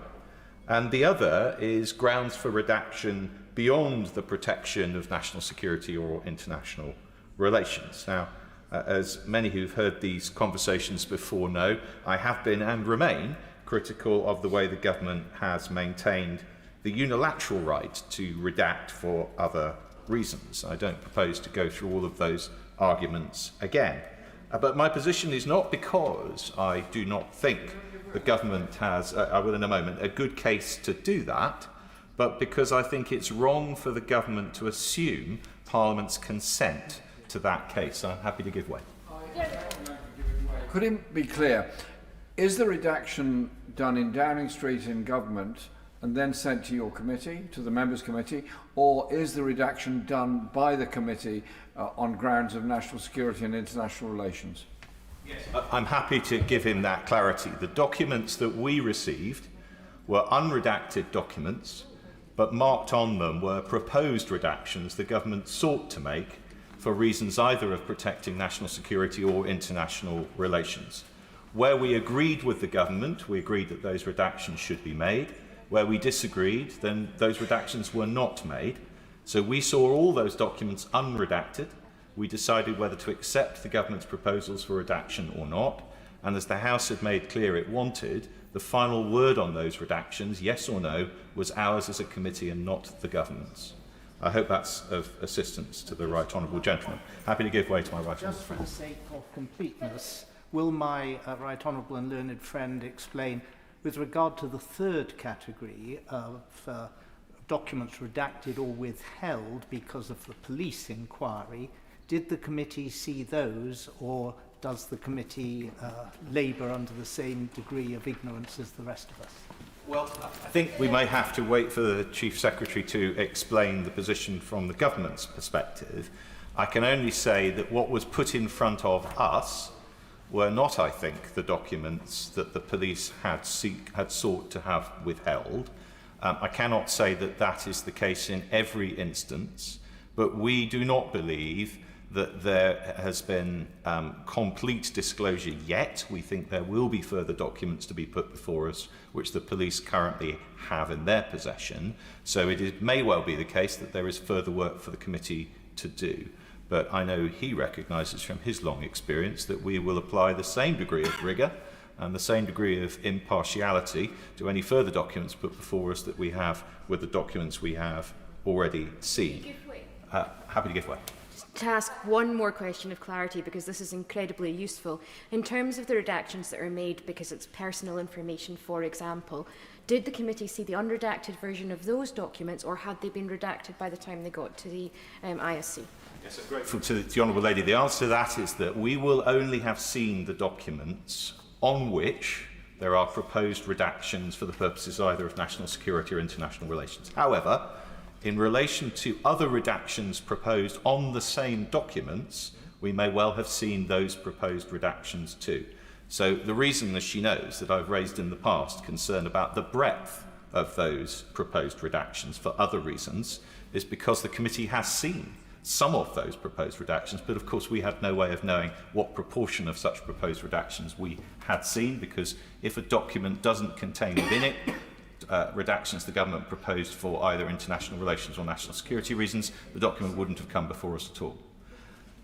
Now, Madam Deputy Speaker, once more. Just one last question then. The Paymaster General said that those marked with the 3 stars are the ones that were redacted with agreement with the committee. Can you confirm that that is correct, that other redactions are marked differently and the 3 stars relate to the ISC? Yes, I can confirm that. And this, of course, is an important point because the Intelligence and Security Committee wanted to be extremely clear that we only took responsibility for the redactions that we had considered and we had agreed.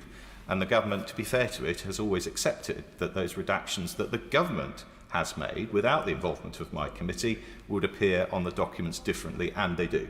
And the House will be able to see exactly the difference when the documents are considered.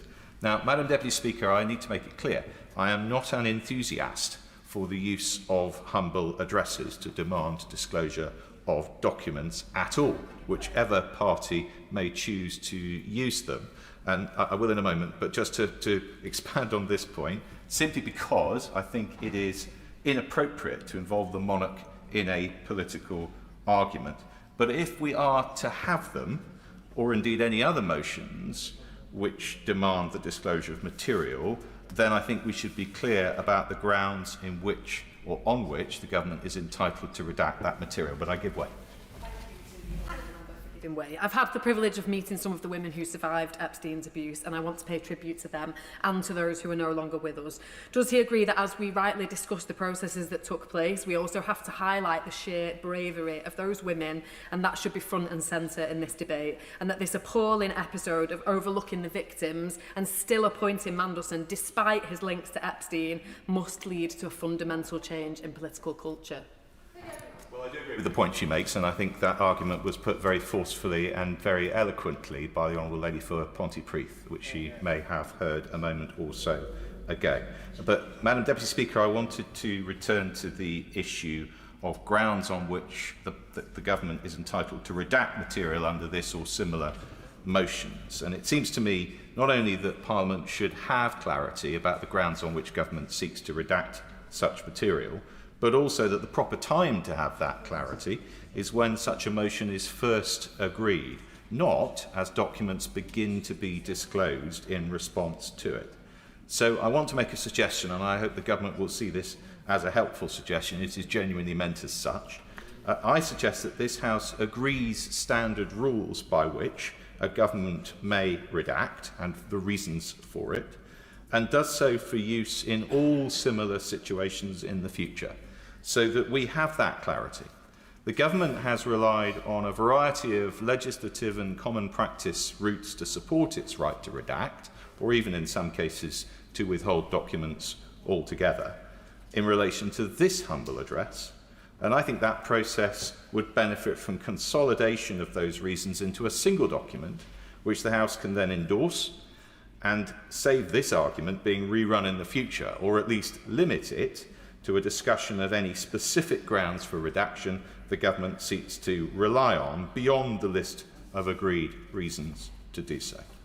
But, Madam Deputy Speaker, I want to turn to the content of these documents and what they tell us, and on which I've said very little in order to, I hope, preserve the integrity of the process the ISC has been conducting at the House's instruction. There is, of course, lots of interest in these documents. How, for example, the ambassador to the United States steadfastly refused to stay in his lane as a diplomat and instead offer his advice on almost every aspect of the government's activity. The fact that he was held in such high regard, not to say awe, by so many members of the government. The slapdash approach to secure communications, to which the government, I know, and perhaps also my committee will return. But I think it is important to remember that this whole exercise, as I think the chair of the Foreign Affairs Select Committee said, was supposed to be about interrogating how Lord Mandelson's appointment as US ambassador came to be made. Now, I think it would be churlish not to accept that Lord Mandelson had successes in this role, and that indicates that he had merits as a candidate for the job that the Prime Minister was entitled to consider. But considering someone for a role is very different to appointing them to it, especially someone who had such obvious and well-known risks, and especially to an appointment of such evident importance and sensitivity. And that is why I find the process of making this appointment so concerning and so surprising. Now, Madam Deputy Speaker, I accept it is unfashionable or even heretical to say it these days, but I have a soft spot for the Prime Minister. I don't think it's just because I like the idea of lawyers with knighthoods being in charge, though I do. It's really because I am an enthusiast for good government. And I think the question of whether you support a government's policies or not is one thing, but we should all be in favour of good government nonetheless. I want to see responsible decision-making, considered judgments, a preference for evidence over instinct, and flashy ideas properly tested to ensure that they will actually work. That is good government to me. And I thought in this Prime Minister's administration I would see it. But good government requires that where a sensitive appointment carries considerable risk, extra work is done to understand that risk and to mitigate it. And these documents don't show that. Peter Mandelson's letter to the then Foreign Secretary, now Deputy Prime Minister, has become famous for Lord Mandelson's assurance that the government would not regret his appointment, ranking up there, I think, with Peace in Our Time and Michael Fisher's pre-hurricane weather forecast in the pantheon of poor predictions. But there is something else interesting about it, and that is its date, the 18th of November 2024, making it clear that Lord Mandelson was at the very least under serious consideration for the ambassador position in mid-November of that year. And yet the vetting process did not begin until late December, with everyone then being told, and this is very clear, that it should be completed in time for Mandelson to begin work in January. And there are several mentions in the documents of the urgency of this from officials. We know already that the National Security Advisor considered that the process was strangely rushed, and in the latest drop of documents, for example, in the Part 1 volume, page 21, and I quote, "The SPAD work has shown just how slick this can be when needed," or at page 66, "We've had quite a bit of senior interest in the processing of this case, not the details, merely that it goes smoothly." And if officials had been asked to start that work earlier, then they could have taken longer over it. And surely more time and consideration would have been beneficial in this complex and controversial case. Indeed, the haste with which things were being done was apparent elsewhere. In another document, an official points out that the Prime Minister had announced his choice for ambassador before agrément has been granted. In other words, the United States had not agreed to accept Lord Mandelson as ambassador at that point, and that, the official says, should not have happened. Now, it is and was clear to everyone that this was a controversial appointment, perhaps high reward, but definitely high risk. There were substantial reasons to worry about it. We've heard already several of them. And those were almost all very public knowledge. Now, that should have given everyone, perhaps especially the FCDO as appointing department, pause for thought. And yet we know from Part 3 of these volumes, page 106, that UK security vetting informed the FCDO of their recommendation in the last week of January 2025. And the FCDO granted developed vetting certificate on 29th of January 2025. Not much pause for thought there. Worse still, as others have pointed out, mitigations which were clearly agreed to be necessary, we have seen not evidenced anywhere. Madam Deputy Speaker, good government this was not.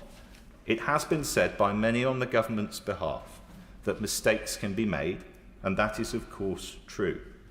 But the Prime Minister pointed out in opposition more than once that Prime Ministers are accountable for the tone and character of the governments they lead and how those governments transact their business.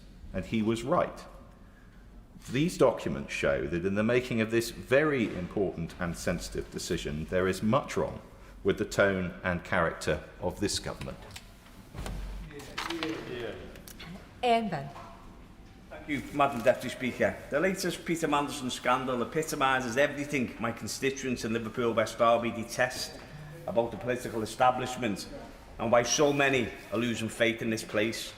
Here was a man who brought government into disrepute on multiple occasions, a man who repeatedly placed personal interest and profit ahead of public service. Yet instead of being consigned to political history, he was rehabilitated by senior figures in my own party and elevated to a position of extraordinary, unelected influence. Why? Because his value to the political establishment was never rooted in principle or public service. It was rooted in his history of brutal factional manoeuvring, his network of powerful contacts, and his ability to pull strings behind the scenes. Even his association with one of the world's most notorious paedophiles was seemingly outweighed by the usefulness of those connections, and shamefully for those responsible for this appointment, with no apparent regard for the victims of Jeffrey Epstein. And I'd like to thank my honourable friend from Pontypridd for her speech, which outlined that so powerfully. The latest documents, while revealing moments of embarrassing sycophancy, tell us little that we did not already know. Mandelson's fingerprints are all over this government. His involvement stretched from ministers and advisers to the very centre of power. Just yesterday evening, we learned that the Chancellor asked Mandelson to visit her in the Treasury to advise on trade matters while he was chair of the private lobbying firm Global Counsel. No record of the meeting was disclosed. His influence, exercised through figures such as the Prime Minister's former Chief of Staff, Morgan McSweeney, was vast, unaccountable and entirely undemocratic. And based on the great lengths McSweeney and others went to ensuring Mandelson was given a job as US Ambassador, including applying pressure on civil servants, it's very reasonable to conclude that Mandelson's influential position was reward for support of the Labour Together faction. The damage this organisation has done to my party and this government cannot be ignored. So I once again reiterate to my right honourable friend for a full, transparent and independent inquiry into Labour Together and all those involved in the organisation. Madam Deputy Speaker, the question many of my constituents are asking is, how could an unelected figure, whose public record is so controversial, wield such influence over the decisions of governments while facing so little scrutiny or accountability? That lack of accountability also helps explain why the latest disclosures were not far more uncomfortable for Mandelson and those around him.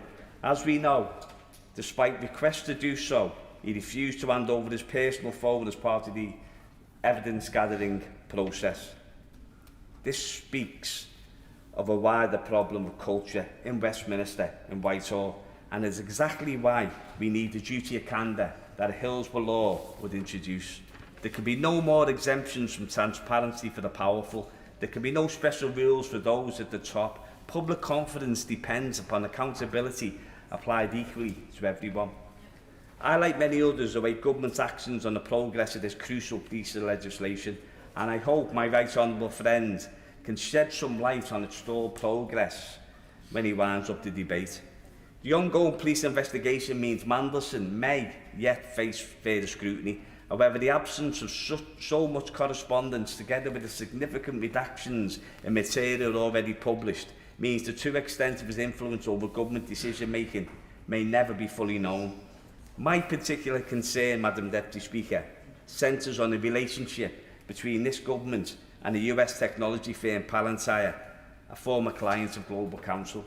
The documents reveal Mandelson arranged meetings with Peter Thiel, Palantir's founder and a historic supporter of Donald Trump, and with Lewis Mosley, the company's UK head. These meetings followed the Prime Minister's visit to Palantir's Washington headquarters in February, a meeting reportedly brokered by Mandelson, for which there were no official minutes or transcript produced. Following this, later on in the year in September, during the state visit of Donald Trump, there was a pledge by Palantir to expand its work with the Ministry of Defence to a value of $750 million over 5 years. I, and many others in this place and beyond, do not believe a company associated with the military operations in Gaza and the facilitation of aggressive immigration enforcement in the United States should be entrusted with expanded influence over any public services in this country.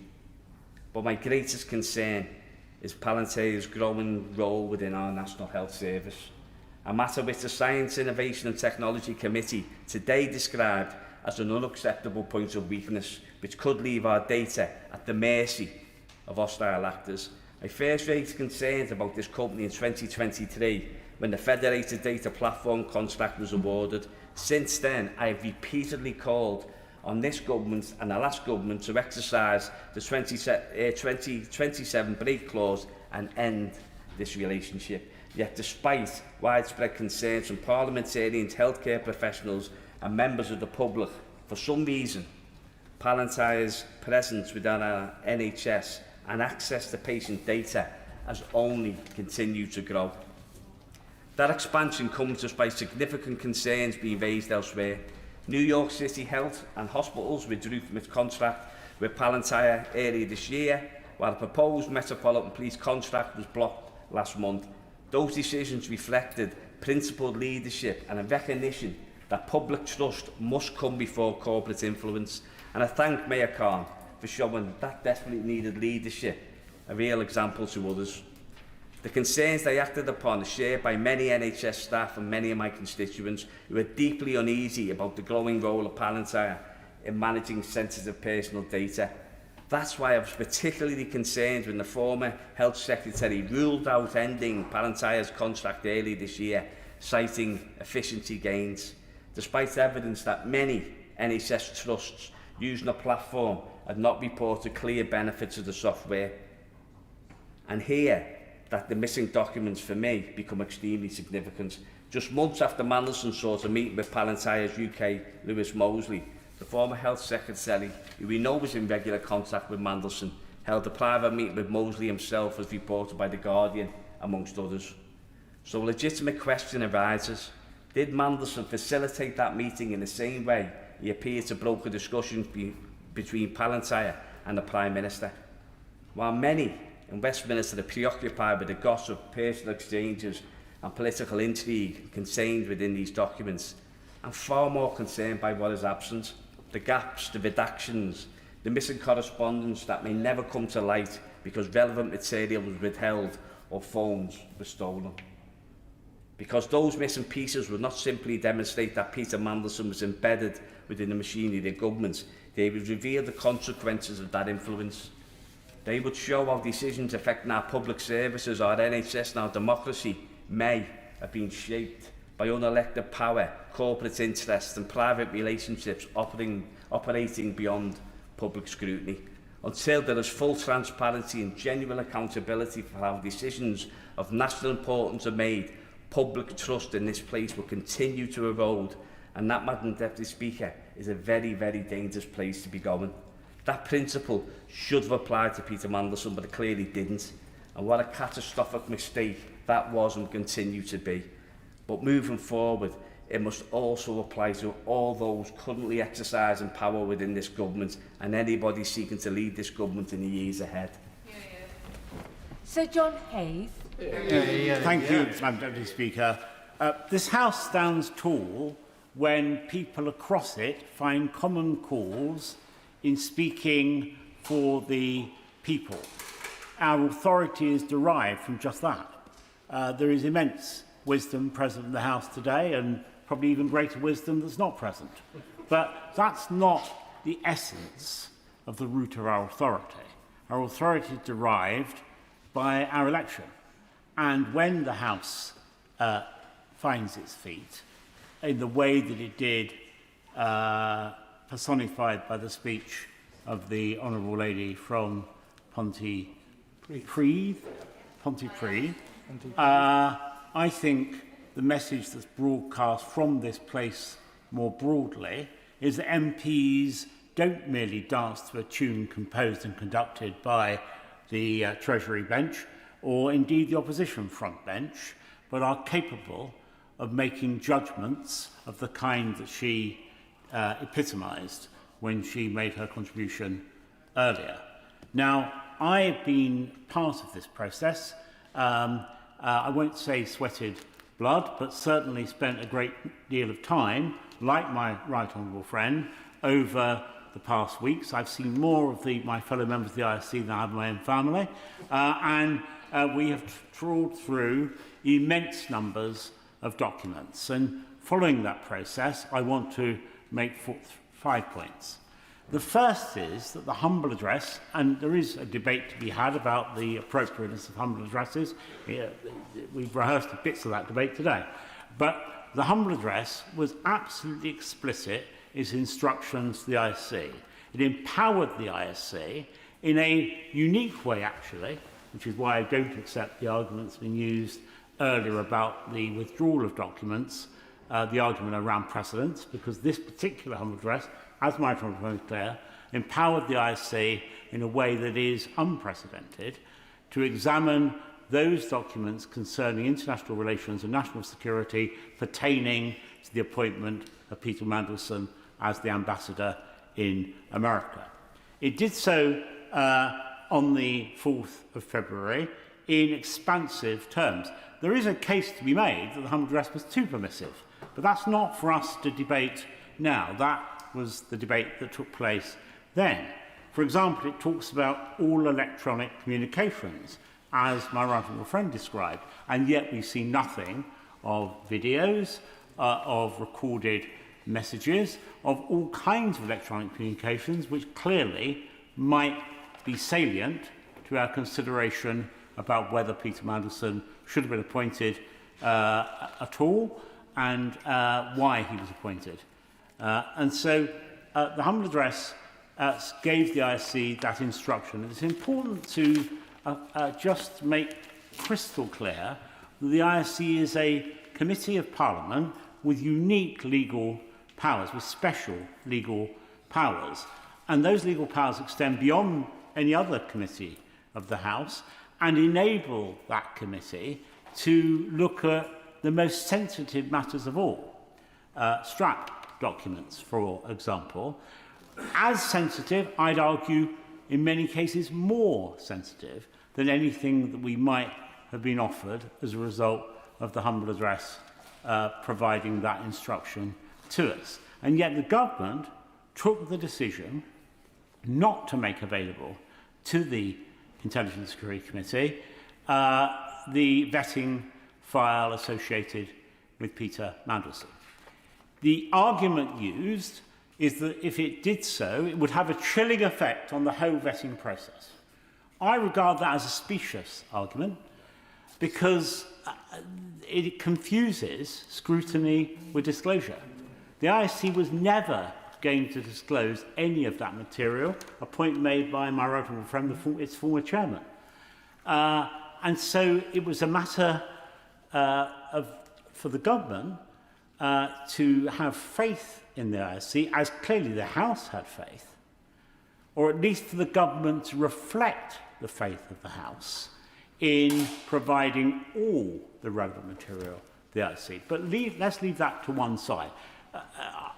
The Minister may want to come back to this again, because my right honourable friend who sits on the ISC with me, indeed is the Vice Chairman of that committee, came to the House in the form of an urgent question and explicitly requested that the government return to the subject of the humble address to see if they wish to amend it to legitimise their decision not to provide that information.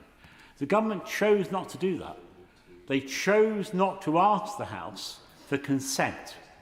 I think that is a highly questionable decision, and I think it, frankly, I think the government will come to regret not coming back to the House to obtain that consent. But let's move on, because my second point is that it is now known, and I won't say too much about this, but it is now known, it's in the public domain, that the ISC did receive a summary document. And indeed, some of that summary document has found its way into the public realm by means of a national newspaper, the Manchester Guardian, which clearly had access to information. And we've heard earlier that there may be an inquiry into how that information found its way into the press. But at a point, we were told that that information, or even in redacted form, would not be available in this tranche of information because it was required by the police. But we don't know when the police made that inquiry, when they decided that this was vital to their investigations, and we've been given no rationale as to why they might have come to that decision so late on in the process. For had they made the decision earlier, we would both saved a lot of time, and the expectation that we might have seen more about vetting would not have been fixed in the minds of members of this House. So I do think it's important the Chief Secretary is crystal clear about when that request from the Metropolitan Police was made, And it would be helpful if he could give us some indication of why. Clearly, he couldn't compromise the investigation or any subsequent legal action. But giving the House some indication of when and why the police changed their tune, as it were, in respect of the vetting file or the summary of the vetting file would be highly desirable. My third point, I said there were 5, and I know you're counting, Madam Deputy Speaker, and you'll be chastising me if I don't stick to my chronology precisely. My third point concerns mitigation, because as the Chairman of the Foreign Affairs Select Committee said, there is some confusion about the character of mitigation. Certainly we know nothing's been provided in respect of mitigation. Nothing about the reaction to the flags about his associations with senior figures in foreign states or his personal circumstances. And yet, Sir Oliver Robbins gave evidence to the Foreign Select Committee, and the chairman of it has made this clear in April, in which he said clearance could be approved, quote, if risks identified of the highest concern through vetting could be managed and or mitigated. And such mitigations were meant to have been noted in an email from Ian Collard, the Foreign Office Head of Security, noting the decision to grant Mandelson clearance. According to Oliver Robbins, that email recorded, quote, the ways in which we would manage his clearance and, quote, the mitigations. Sir Oliver Robbins' claim was supported by the top official in charge of gathering the humble address material, Kat Little. She told MPs that she had seen an email which, quote, sets out the decision to grant DV and some mitigations. So there was certainly a stated need to manage the risks associated with Peter Mandelson's appointment and an acknowledgement that that might be done through some process of mitigation. But we've heard no more. Now, maybe that no detailed mitigation plan was drawn up. Perfectly possible that might have happened for the very reason that these risks were so great they couldn't have been mitigated.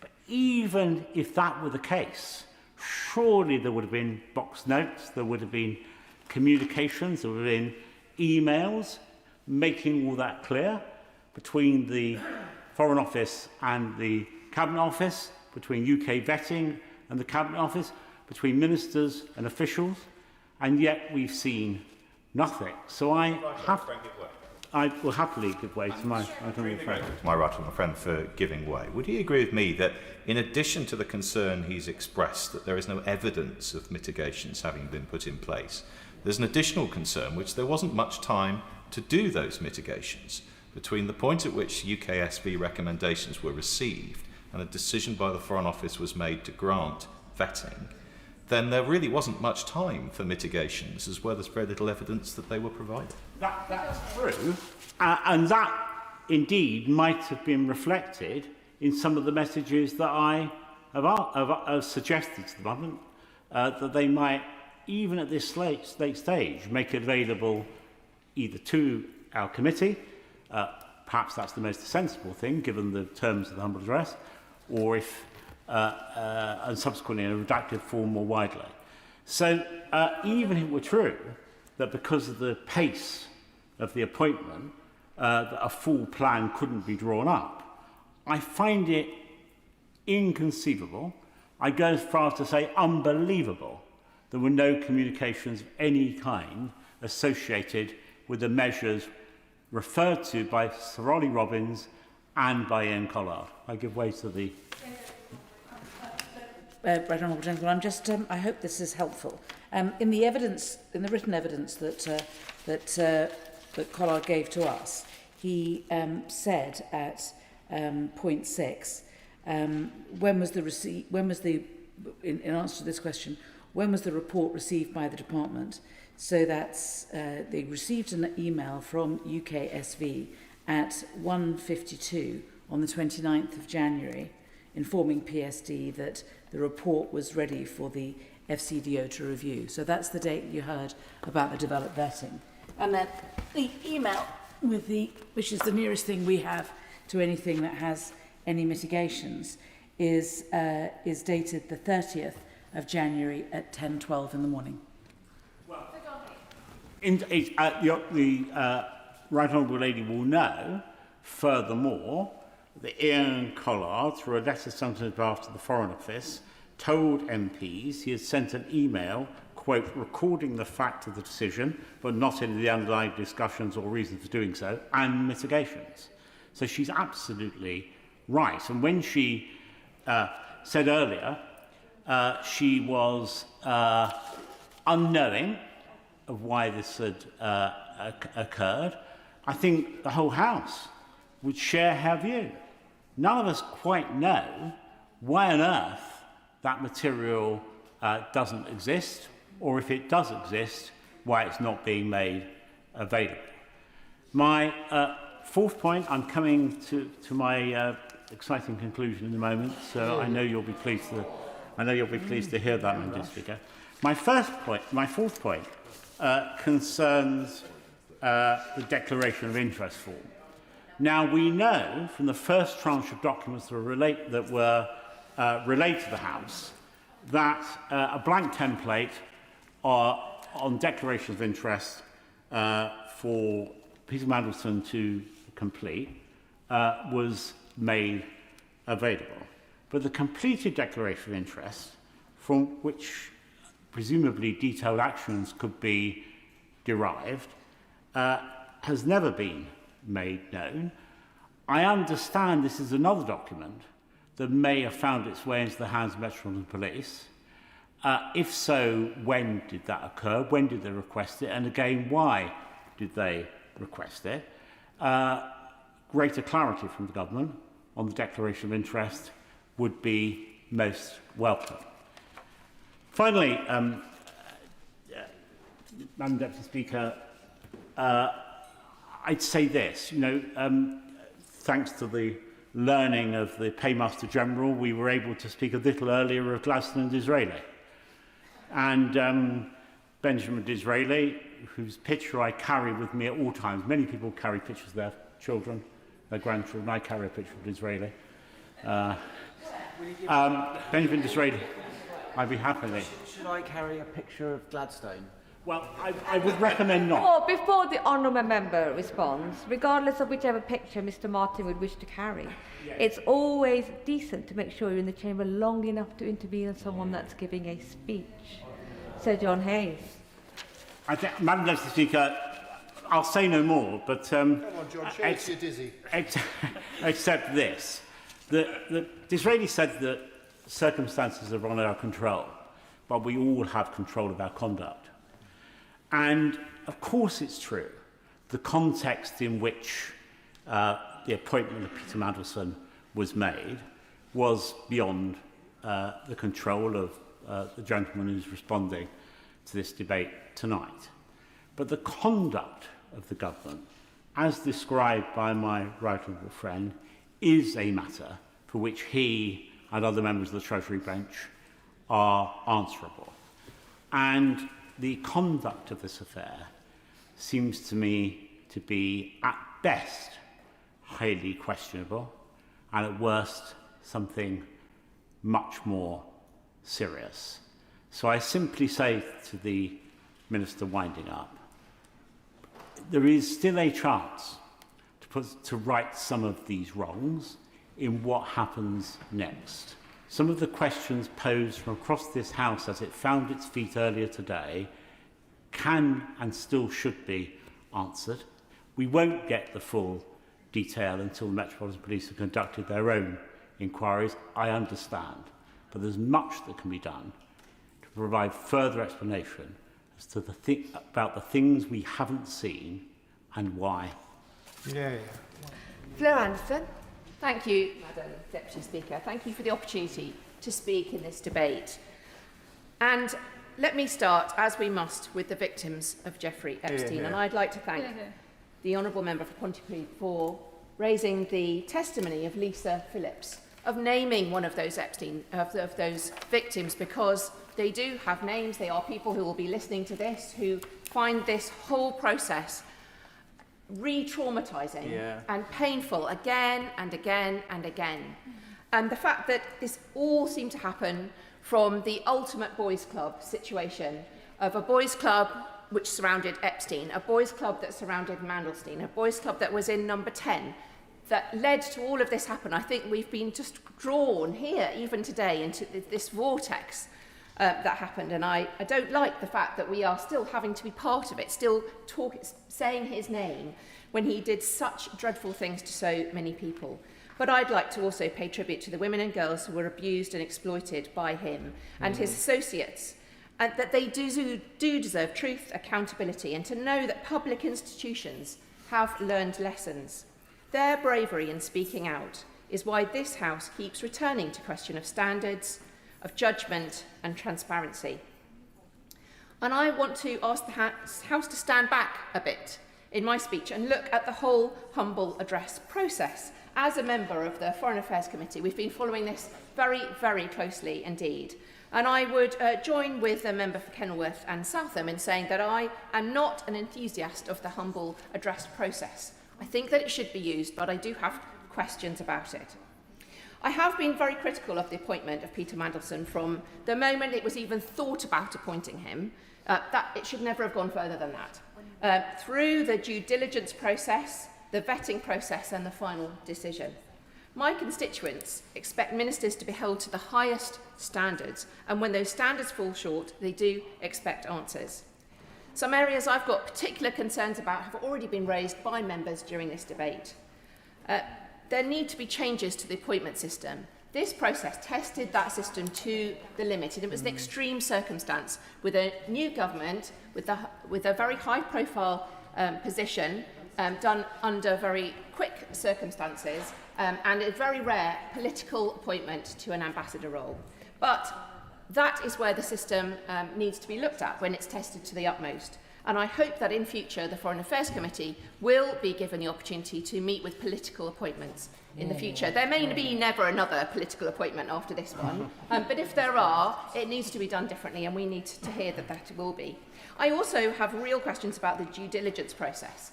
I've been asking officials about whether this is a fail or a pass process. And due diligence is just a part of the process. It's not something that can be failed.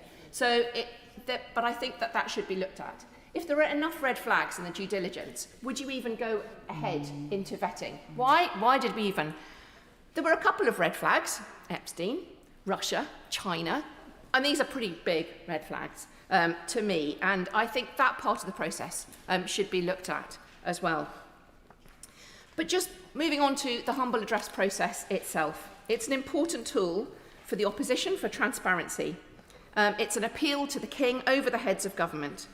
One time used for ceremonial messages, now being more commonly used as a tool in this case.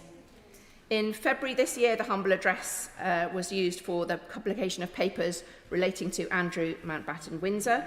When in opposition, the Labour Party unsuccessfully requested humble addresses on Rwanda plan cost and asylum system and the safety of school buildings, for example, and successfully asked for humble addresses on Brexit in 2018 and successfully in 2022, Madam Deputy Speaker, on the Lebedev humble address. It is useful, but seeking answers is not the same as backing any process, regardless of cost or consequence. And there's been no mention of the cost so far, the financial cost and the time cost of civil servants in the debate so far. Because I would argue that the humble address we have seen, this humble address, has not been a good process. It's been disproportionate. This humble address was drafted so widely that it's become a catch-all, not a focused request for information. And that's why many of us, I think, are finding this very frustrating. One consequence is clear. Certainly will. Extremely grateful for giving way, and I agree with the case she's making. But would she agree with me that although she's right, wide humble addresses are deleterious both because there is an opportunity cost, while civil servants are looking at that and not looking at something else, and a real financial cost, the right moment to push back on an excessively broad humble address is when it's being decided upon. And the government has a majority. It's there so that the government can get its way. Would it not have been better on the 4th of February for the government to have said, this is too broad, I will only agree something narrower? Indeed, in my argument. And I think that I'm hoping that my speech today will be something we can learn for future humble address requests and to try and make them better, learning from this one. The consequence so far, I will, yes. And rapidly from that point, or later, because my honourable friend is right, they could have done it at the outset, but they were provoked, encouraged several times later to look again. So that it would have been wise even later on to have amended it in exactly the way that my honourable friend and she have suggested. I think this humble address has been worked on by ministers, by civil servants, very diligently, very independently and scrupulously. But that has led to some huge costs, which I'm going to outline, and maybe those are the lessons that should be learnt for future humble addresses. Because, as the Minister said earlier in the week, £1 million has been spent by the Cabinet Office alone. There's a further £1 million spent by the Foreign and Development Office as well, and then further costs. There have been the costs of the independent KC and the 16 to 20 civil servants entirely dedicated to this role, the Intelligence and Security Committee time, many other civil servants involved in all the departments of government in this as well. These are huge costs. My constituents in Putney want the government money to be spent on making their lives better. So we should always question, is this inquiry making their lives better? And we need to make sure when we use parliamentary powers, we have a duty to use public money responsibly and proportionately. I want full transparency, but full transparency must be smart, targeted and proportionate. A humble address should be a power of last resort, not a blunt instrument. Because it was drafted on the hoof, without limits, it is taking up huge resource and time, and in doing so, risks making future scrutiny harder, not easier. Most humble addresses, Madam Deputy Speaker, ask for papers relating to X decision. This one asked for all papers relating to the appointment, including but not confined to 9 wide-ranging categories, spanning pre-appointment to post-departure, plus all electronic comms and minutes. The breadth of this is why the government said that given the breadth of this motion, this process will clearly take some time. And obviously it will be taking even more time because of the police investigation. And why it has cost £2 million and rising. I reiterate the need to be able to use this as an opposition tool. Maybe one day we'll be in opposition on this side. We want to be able to use this. I absolutely agree with that. But I do think there should be some guardrails put in place. And I ask that the Procedure Committee, alongside the Public Administration and Constitutional Affairs Committee, reviews how humble addresses are used. Give way on that point? I will. I thank my humble friend for giving way.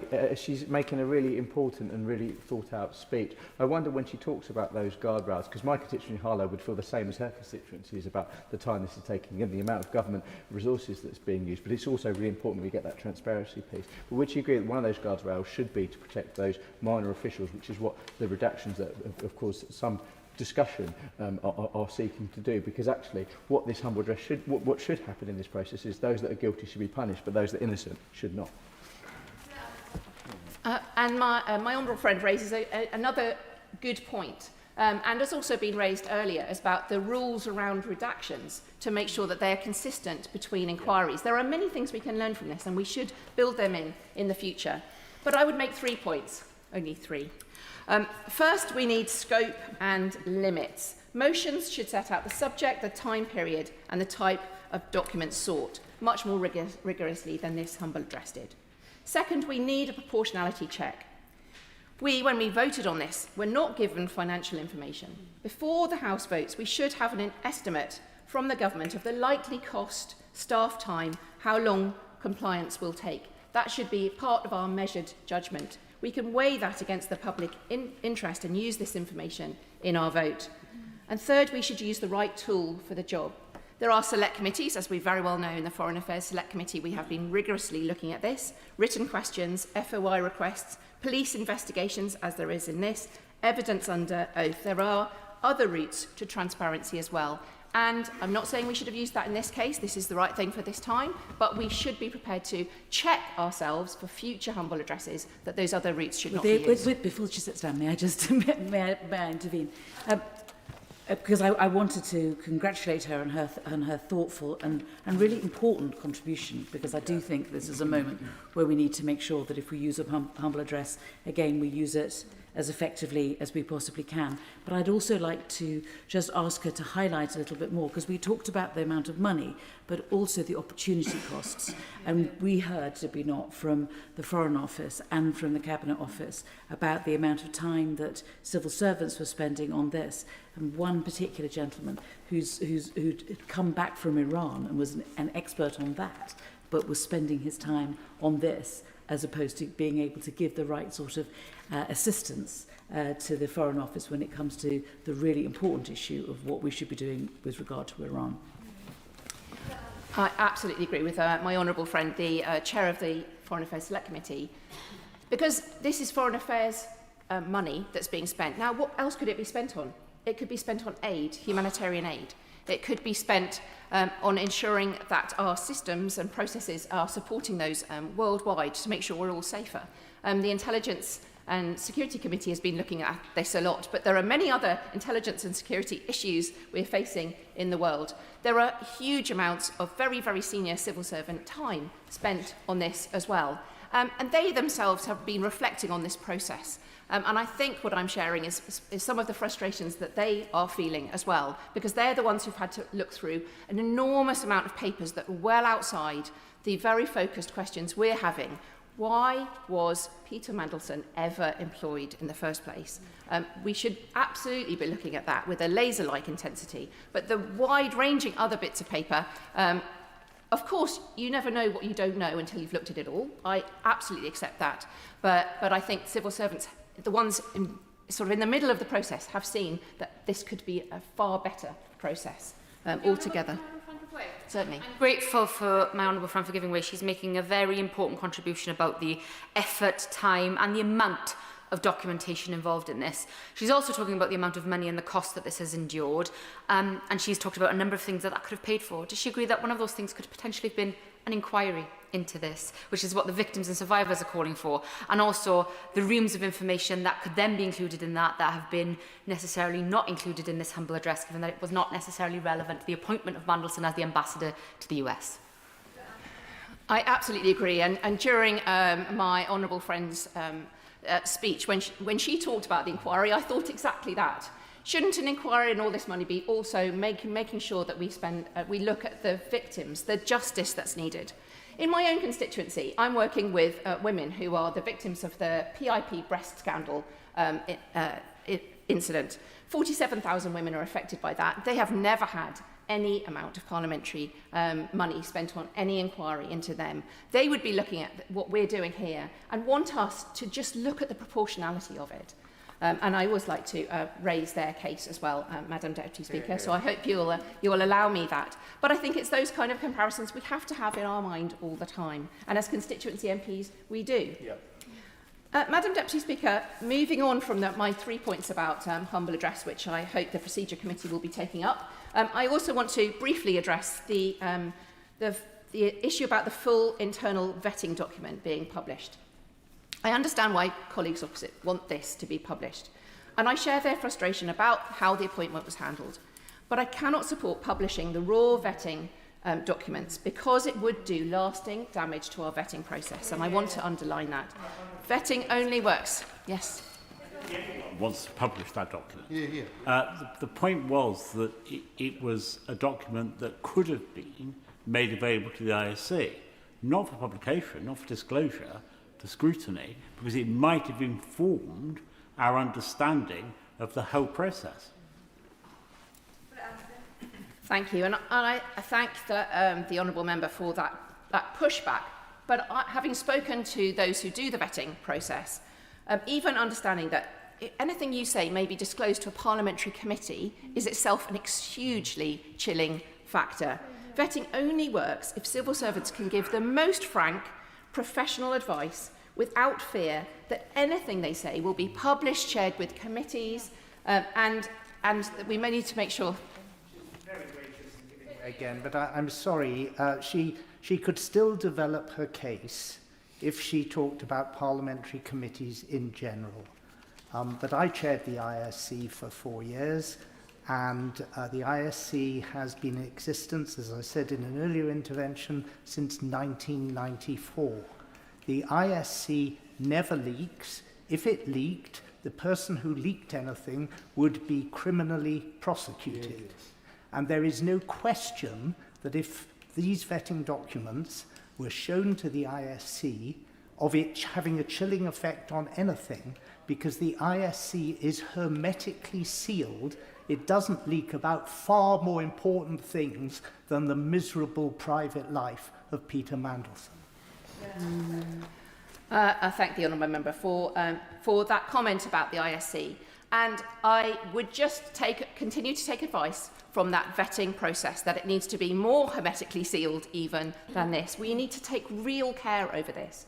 Anyone oversharing of this will have an effect on everyone that's asked to sit down and give the most frank information, the most private information, and we need to make sure that they're doing that so that their potential risk to our security as a country is very, very well known. We can't allow self-censoring because of this process here. We do not need to have those far-reaching unintended consequences of this process. Would the honourable lady give way?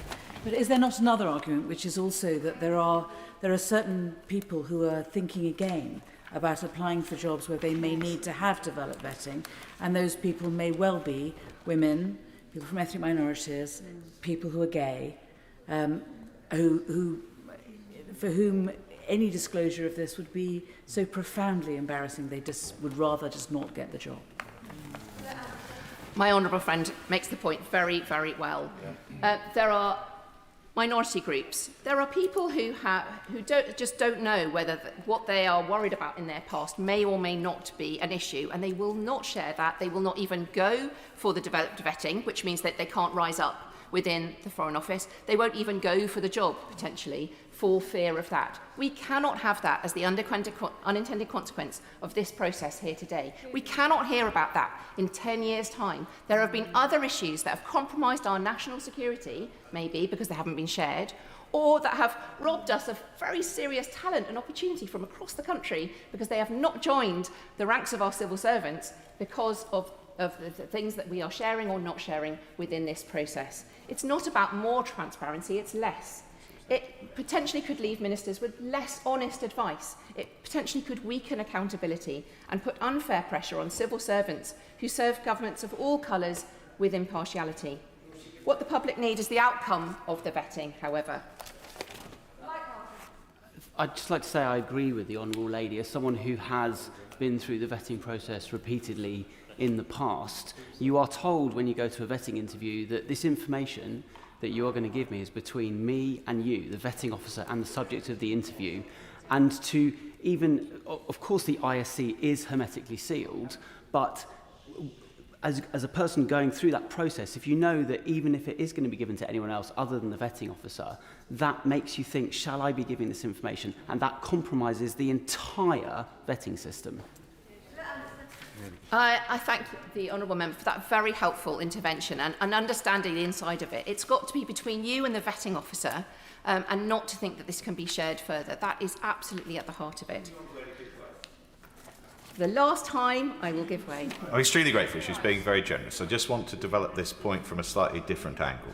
It could be, couldn't it, that what we're really interested in here is the conclusions of the vetting process, not in the material that led to the conclusions. So it is entirely possible that we can give all the reassurances the honourable gentleman makes, the honourable lady has made clear are important to those who contribute to the vetting process, but also make sure that in the interests of disclosure on occasions such as this House can be clear about the conclusions of the vetting process, but not be told the information, the raw information on which those conclusions were based. I thank the honourable member, and I honestly I've enjoyed these interventions because I think there's a spirit of dialogue in the House today that I really, really appreciate as we're tackling very difficult issues and we want to get it right. So I agree. What the public need is the outcome of the vetting. Who was consulted, what risks were identified, what decisions were taken, whether proper process was followed, what on earth these mitigations were. The Cabinet Secretary or relevant Permanent Secretary can be called to a Select Committee to answer those questions directly, as we have done in the Foreign Affairs Committee. This is scrutiny, but publishing the raw document is counterproductive. So to conclude, Madam Deputy Speaker, I remain appalled by and very critical of the Mandelson appointment. My constituents deserve full answers, and I await the documents when they are released by the Metropolitan Police after their investigation. But we need to review this process that has cost so much financially and in opportunity cost, and put some guardrails around the use of these for any future humble address requests, so that it stays focused on the issues that are meant to be investigated. We must make sure that when we demand accountability, we do it in a way that's effective, responsible and sustainable. Thank you. Kirsty Blackman. Thank you, Madam Deputy Speaker. This has been interesting, wide-ranging and at times painful to listen to debate because we are talking about a really terrible decision that was made by the Prime Minister. We're talking and hearing about the re-traumatising of victims who are having to keep hearing about this without seeing justice. If we were talking about a way to get justice, then that would be a different proposition. The member from Pontypridd has made an excellent speech, and I agree she has consistently been a champion for safety for women, particularly online, but it has constantly raised those issues.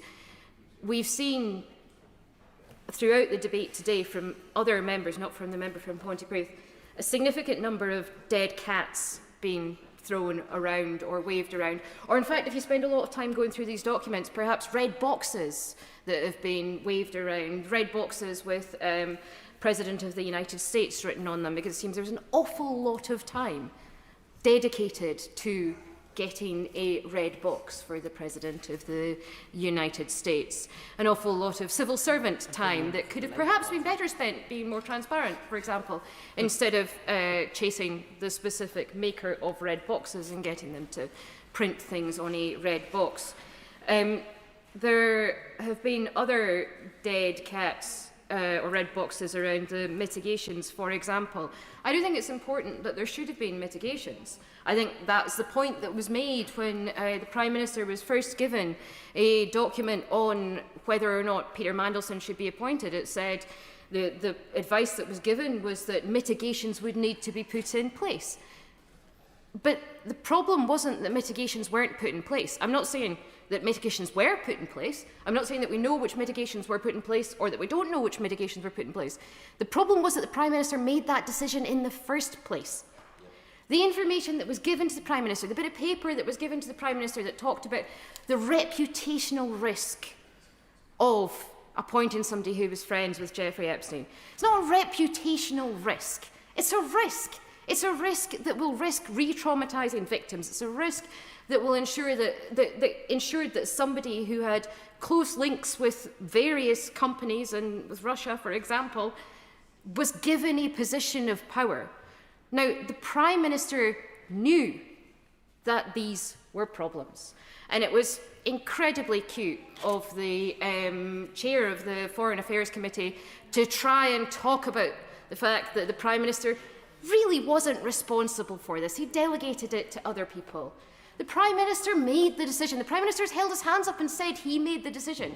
We can't say, nobody in this House can say that the fault is because the mitigations weren't put in place. The fault is with the Prime Minister for making a decision to make a political appointment and choosing somebody who he knew, who he was told, was friends with Jeffrey Epstein. I entirely agree with what the Honourable Lady is saying. And does she agree with me, given that we have now established clearly that those blank boxes which the Prime Minister could have made a comment on when he was given the crucial information and the options leading up to the appointment of Mandelson, those blank boxes were intentionally blank when they are there precisely for the Prime Minister to record his response and indeed his decision. The fact that they were not redacted, the fact that they were genuinely blank suggests to me, and I can't think of any other explanation for this, that the reason the Prime Minister didn't want to fill them in was that he knew there was something shameful about the appointment that he was about to approve, and he didn't want it on the record. It was also the case that it was very clear the Prime Minister had made up his own mind. It almost did not matter what people said. You know, there was the awareness that there had been an article published saying that Peter Mandelson had stayed in Jeffrey Epstein's house while Jeffrey Epstein was in prison. I mean, it doesn't get much worse than that. The Prime Minister had made the decision. And actually, we can see from a whole lot of this documentation, and I'll just touch briefly on the fact that I do appreciate that redactions have been made. I appreciate the reasons for how redactions have been made. I appreciate this was a massive amount of work pulled together by a significant number of people dealing with things in all different formats. But there's a significant lack of consistency in this document that makes it really, really difficult to work out what's going on. There are, for example, spaces in this document. If you were to look at the Part 3, page 199, John Garvey apparently sends a blank message, to which Peter Mandelson replies, "Quite." So I don't know how you can reply "quite" to a blank message. It doesn't have stars, it doesn't say it's been redacted, it doesn't explain what this message was. At other points in the document, it does say what messages were, it does say what the redaction was, it does say that a certain picture was something, and I do, as I said, appreciate the amount of work that was put in to pull this together, but we're not getting the full picture. We're not seeing everything because of the fact that the document has been put together, in some cases, in a not very helpful way. I want to touch as well on the Morgan McSweeney messages and the fact that I mentioned already that Morgan McSweeney's lost his phone and therefore cannot provide WhatsApp messages. However, on page 173, he's provided group WhatsApp messages. He has provided those messages, specifically says Morgan McSweeney provided them to the Cabinet Office. It would be really nice, as a member for Birmingham Yardley said, if there was an explanation of why the information that isn't there. The member for Birmingham Yardley gave back a nil return. She was asked for her messages with Peter Mandelson. She replied to say there was no messages with Peter Mandelson. It would be helpful if on the Morgan McSweeney stuff, for example, we got these group chat messages and then it said he could only access these group chat messages through another method. He could not access his own personal messages, which is why we don't see them. Or he had disappearing messages on, and that's why we can't see them. We don't know the reason for it. We don't know if it's because there was nothing or if it's because there was something but it's now gone. And I think that's deeply unhelpful in the level of transparency that we're getting here. In terms of the speech that was just made in relation to the member from Putney, sorry, I was trying to find her constituency there, the member from Putney, I've never had a constituent say that they would like less transparency. I've never had one say that they would like to know less about why the Prime Minister appointed Peter Mandelson. They want to know why the Prime Minister has appointed Peter Mandelson. I think that today's maybe the wrong day to make a call for there to be less information. I think absolutely discuss this later. Today we should be centring on talking about this decision. We should be centring on thinking about the victims and the fact that the Prime Minister made these decisions knowing about the victims, knowing about the fact that Peter Mandelson was friends with Epstein and continued to be friends with Epstein. It didn't matter what red flags were shown up by the processes. It did not matter. The political decision had been made. We know that. We know that the appointment was announced in advance of these things taking place. We know the decision was made. We know that for some reason that I'm still not totally clear about, the Prime Minister thought that Peter Mandelson was the best person for the job, was the best person for being in that role, was going to do the best thing for national security or for the people of these islands or for the Labour government. That was the decision-making process that the Prime Minister must have gone through. The member from the Liberal Democrats talked about the fact that we don't know what was in the driver's head. We do not have that piece, that really key piece of information. We can have the driver apologise and say, I'm sorry, I shouldn't have done it. But until they explain why they did it, we are not all going to understand it. And the apology sounds hollower than I think the Prime Minister would like it to. We do know that in terms of the transparency, that even though there's a significant amount of work, significant amount of documents, that we don't have everything. We don't have some things because they've been held back because of the police investigation or because of national security. I completely understand and accept that that is the case.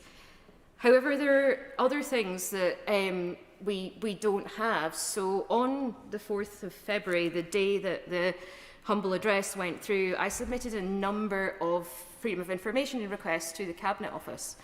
I received an acknowledgement for those Freedom of Information requests. On the 9th of March, I received an email telling me there was a delay in responding to my Freedom of Information requests. I have received nothing since. Despite submitting a Freedom of Information request on the 4th of February, I have received nothing but one update, an acknowledgement, then one update from the Cabinet Office telling me we're very sorry there's a delay on the 9th of March. It would be very helpful if the government front bench could ensure that I get a response to my Freedom of Information request, because it's a legal requirement for governments and the Cabinet Office to provide responses to these things and to make clear if there's a delay, why there's a delay, or if they're not going to provide a response, why they're not going to provide a response to a Freedom of Information request. I'd be interested to know as well how many members of the public have submitted Freedom of Information requests that relate to the decision-making process, perhaps, or messages around Peter Mandelson, and have not received adequate responses from the Cabinet Office. I don't know why the Cabinet Office have not responded to me, but I'd be concerned if they were doing exactly the same thing with members of the public who don't have the ability to stand here and criticise the Cabinet Office. The last thing I want to talk about is where things are with the Prime Minister and his currency at the moment. The Prime Minister's not standing here defending himself. The Honourable Gentleman is once again, and I do not envy him, having to fill this role. We've heard a defence from very few members of any side of this House for the Prime Minister's decision. I don't think anybody is trying to defend the Prime Minister's decision, which brings us back to the Prime Minister's judgment and the fact that he made this decision. He made this decision.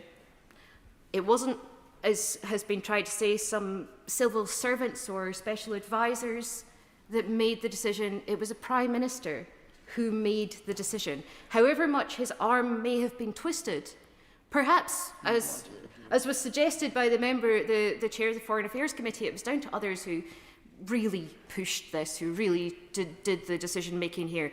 Maybe it was down to others, in which case, why would you have a Prime Minister who could be so easily led by others that they would be willing to appoint somebody who's friends with a convicted paedophile to the role, the most senior role in the ambassadorial service? So we must assume that the Prime Minister is not that easily led. We must assume that the Prime Minister cannot have his arm twisted by officials, in which case, or by special advisors, in which case he made the decision. And he's not here, standing here, explaining why he made that decision. He's not meeting with the victims, which is, I think, the worst thing that we have heard today, the worst thing that has been uncovered today, is the fact that he's had requests from those victims and not met with them, despite the fact that in these massive documents we can see the people that he did meet with, who are people that my constituents would be much less keen on him meeting with than actual victims of Epstein. I think the Prime Minister has got a significant number of questions to answer. This is not the change that he promised when he stood in his manifesto in 2024. This is not a Parliament that is working for the benefit of people. This is a Parliament that is continuing to hide things from people, that is continuing to duck away from having those difficult conversations and from listening to the people that it really needs to listen to the most. And I think that the government needs to take a long, hard look at itself and change its priorities and actually listen to the requests that are being made from those people that have been harmed the most by this whole complete shambles. Jeremy Corbyn. Thank you, Madam Deputy Speaker. This is a debate that I originally thought there would be a very large number of members wanting to attend, because it goes to the heart of so much about the political system of this country and indeed the power and influence of very wealthy people around the world. But I'm sure this isn't the only time we're going to be debating this, and I hope there will be a more thorough public inquiry into this whole issue at some point later down the line. I think we should also put a particular note of thanks to the member for Pontypridd for what she said in her speech, the way she put it, and the way she put centre stage the victims, some of whom are nameless, victims of the depravity of Jeffrey Epstein, the depravity of the whole golden circle surrounding Epstein, and the fact that one took her own life and died as a result of that. These were young women that were trafficked and exploited by very wealthy men who felt they could get away with it.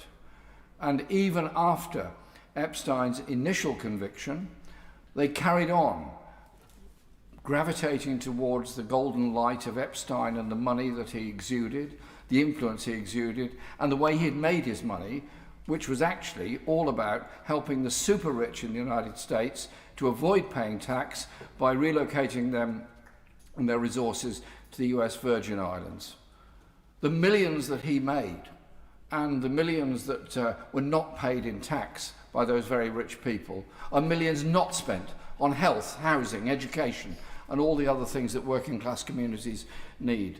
And so somewhere along the line, he was sort of apparently almost forgiven for those crimes, and then comes back much later on. And we then now begin to see the whole horrible story unravelling. So surely there's an object lesson to us here of unaccountable power, unbelievable levels of arrogance, supreme levels of wealth, and the way in which politicians, probably less wealthy than Epstein and some of his mates, were seduced into that line of the super yacht, the private island, the private jet, the big dinner, etc.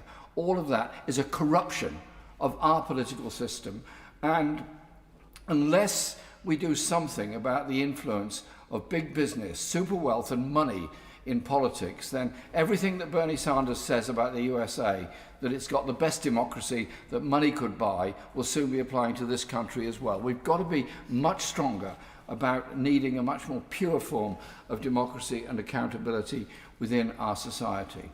This debate is labelled about Peter Mandelson, and I remember when Mandelson first appeared in this building as the media director for the Labour Party. I remember discussing him with Tony Benn in the tea room, and Tony had met him at the National Executive meeting where he was introduced to the Labour Party.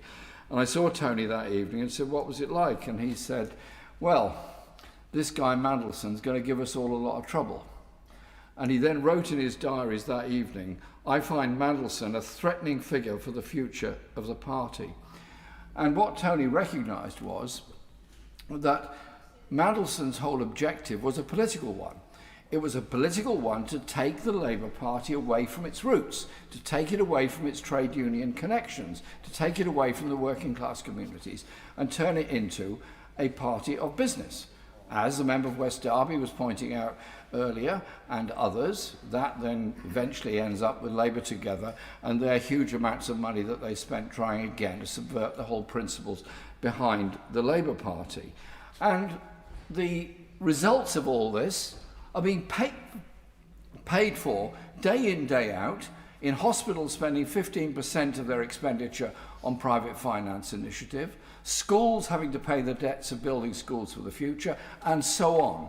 The whole idea that the state should become an arm of business rather than the state providing services that are necessary for the people of our society. Mandelson was successful in many ways in turning things away from what their original purpose was. And so all the contracts that are now being agreed upon, I'll come back to this in a moment, are a consequence of that sort of philosophy and that sort of dealings that went on, political dealings that went on. When we had an early debate on this, I said there has to be a serious, open, public inquiry into the influence of business, money, and corruption on our political system. I understand the limitations of a security committee and the work you have to do. I understand the limitations of it, which is why I did the intervention on the chair earlier on. And I'm sure he may well agree with me that this will not be done and dusted by his committee. It will actually go on for a very long time because it goes to the heart of democracy within our society. And so I hope at the end of this, we do have an open public debate about money and politics. We do have a serious open inquiry which will get to the heart of everything that's going on. Because if we don't, then we're all the weaker for it.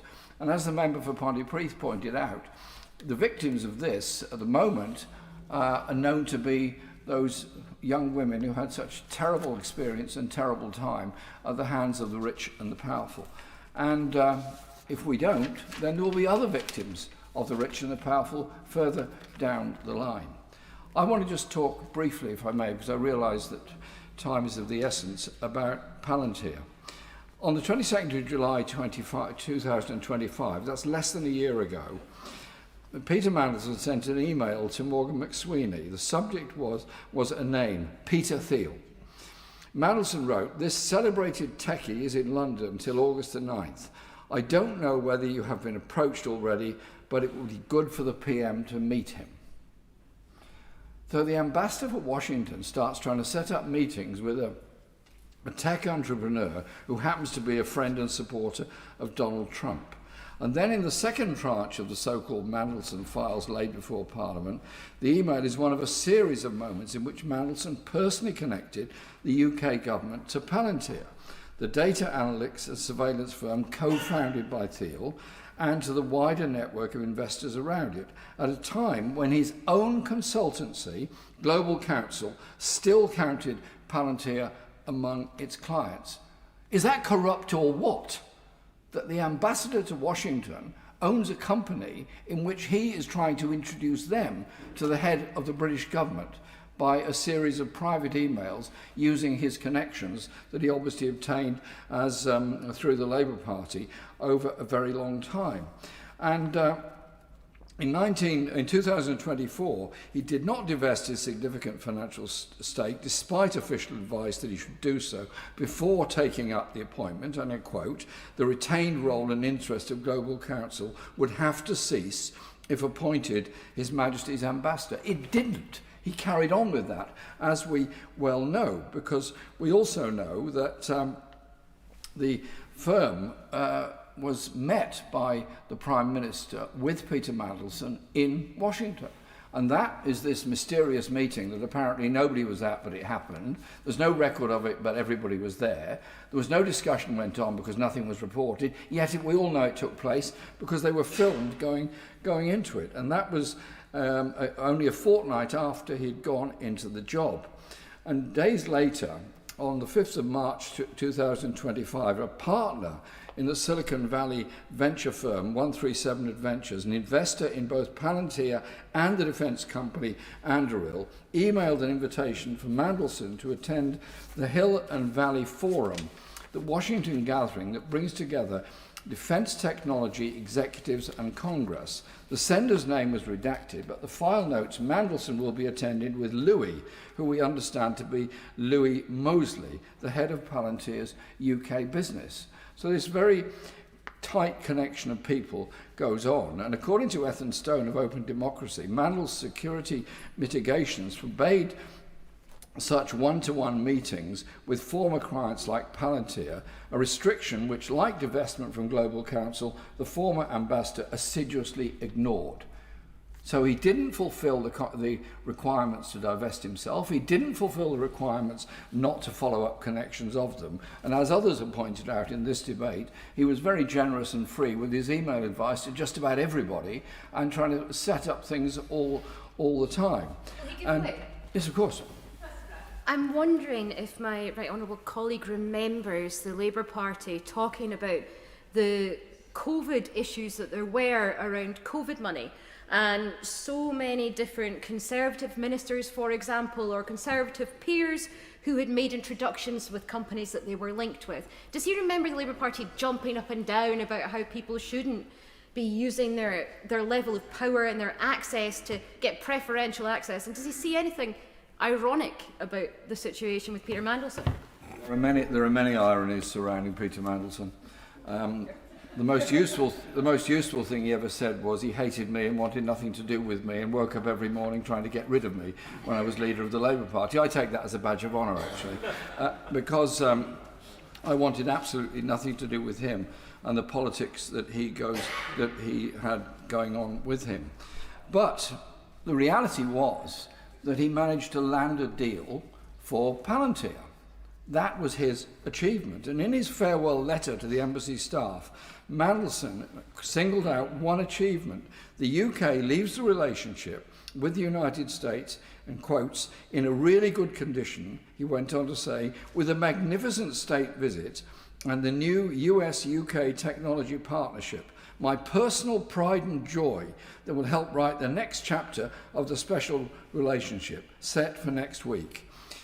Obviously, the visit went ahead without him. But on the UK then confirmed that it had Palantir confirmed it would invest 1.5 billion in the UK and expand its Ministry of Defence contract to 750 million over 5 years, replacing a 75 million pound contract 3-year arrangement. The deal was folded into the technology prosperity deal that Trump and the Prime Minister signed at Chequers the next day. So in only a short time as ambassador, he embroiled us in all this stuff with Palantir, set up this technology agreement with the USA, and as we all know, because we get it from our constituents, people who use the NHS are alarmed that Palantir will get hold of their medical records. They're concerned that this company will get hold of the entirety of the NHS and Social Security records. In other words, crucial personal information on every single person that's lived or died in this country since 1948. Are we really serious that we're incapable as a society and a country of setting up our own technology arrangements? Because I do want data sharing within the NHS. I do want, when you go to the doctor, they can get your records quickly and sort out what's wrong with you. I want those there for an A&E department. But I don't want them shared by a company that is busy advising Israel on how it will go about its bombardment of Gaza, that is trying to get hold of other contracts all around the world.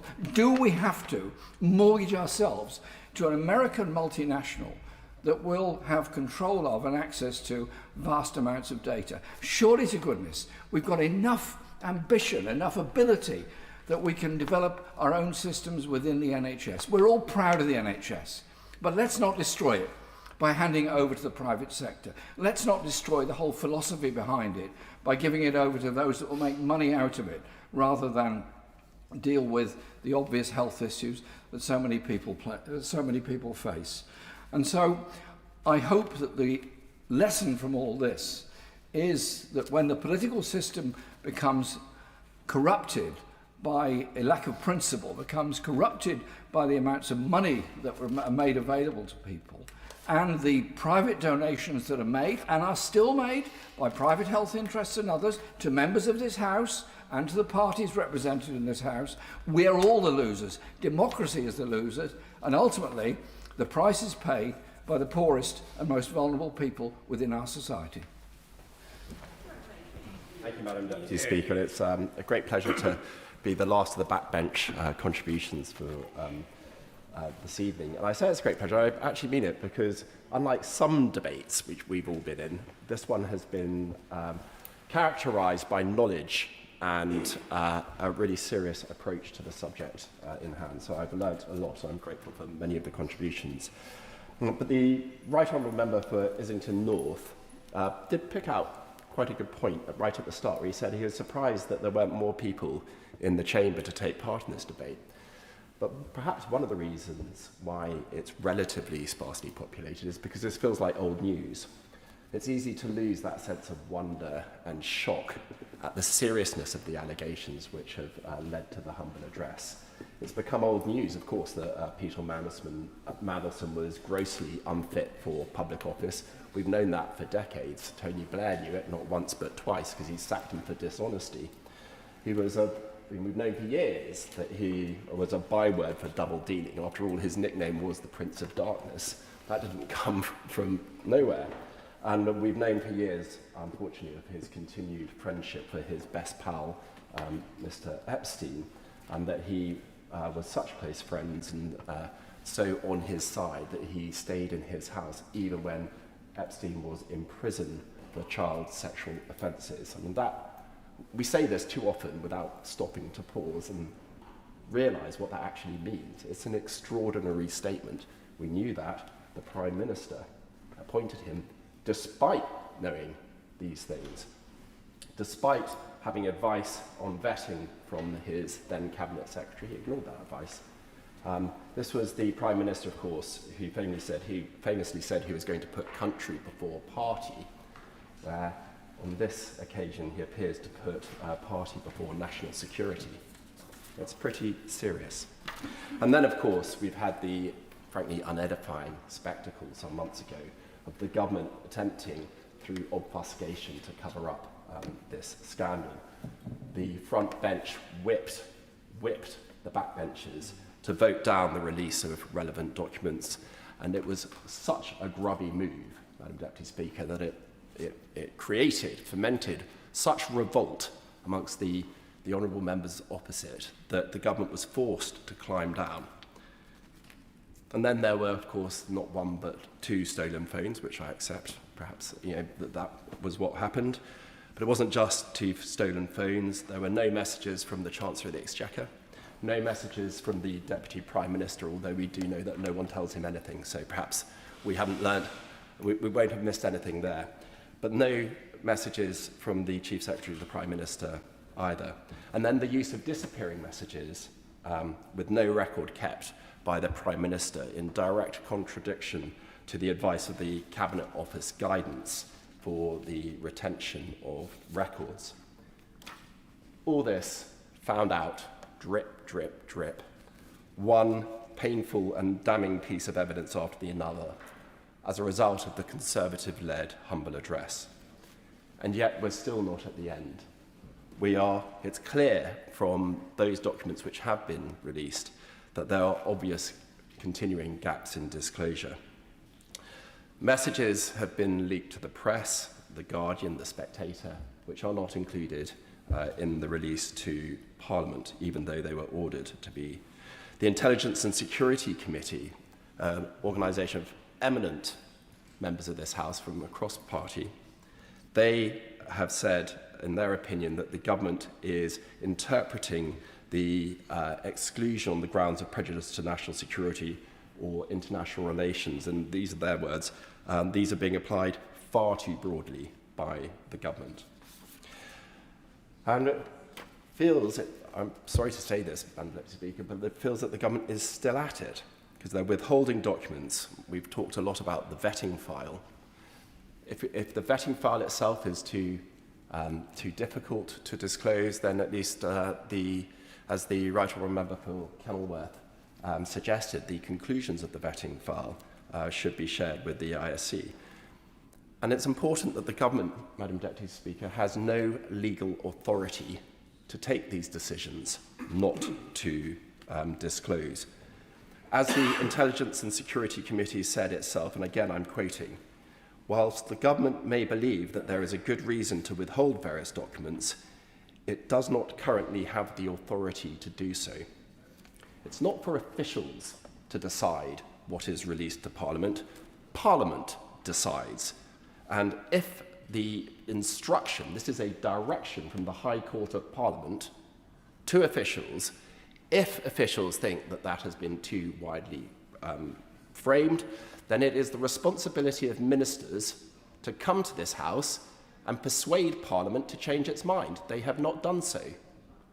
And this is one of the things which really worries me about the current administration in this country, is that officials appear to think that they can decide what is supplied to Parliament and what is not supplied to Parliament, and it undermines the administration of this country by democracy.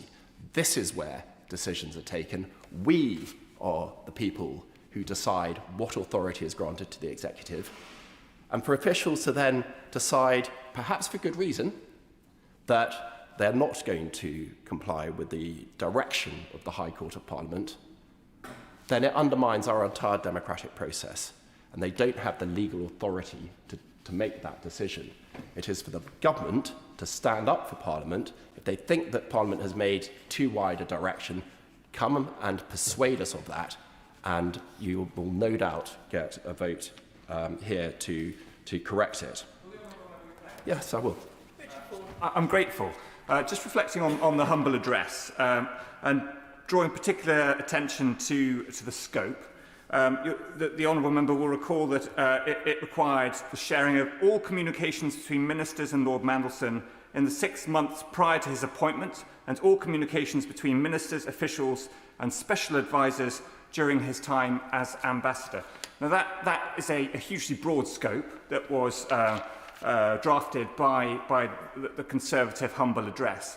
But does he think that when the government amended that and proposed to exclude only those things subject or prejudicial to national security and international relations, does he think that the government was serious in wanting all of that information shared with the ISC, or does he think perhaps that the government was trying to be too smart, too clever by half, and suggesting then that His Majesty's opposition was acting against national security and international relations? I never accuse this government of being too clever by half, but I am unable to put myself in their heads, but I hear the concern that the Honourable Member has. So we have this drip, drip, drip, the failed cover-up, the partial disclosure, the embarrassing exposures, the continued unauthorised retention. When will the government realise that this isn't going to stop, that this painful sore, weeping sore for this government is going to remain open until they finally deliver what the humble redress requires of them? Yeah. Which brings us to the front bench contributions. Shadow Secretary of State, Alex Burghardt. Thank you very much, Madam Deputy Speaker. And I'd just like to open my remarks by paying tribute to Sir Alex Younger, the former head of MI6, who has passed away suddenly during the course of this debate. He was an incredible public servant who gave an enormous amount to his country. He was incredibly wise and generous, and I know everyone in this House will miss him very much. What we have been talking about in all of these parliamentary encounters really is about the seeping of a kind of great poison. The evil of Epstein has seeped out into his relationship with Peter Mandelson, which has seeped out into Mandelson's influence on government, which is seeping out still to the way in which government has allowed itself to behave. And it's sort of time for it to stop.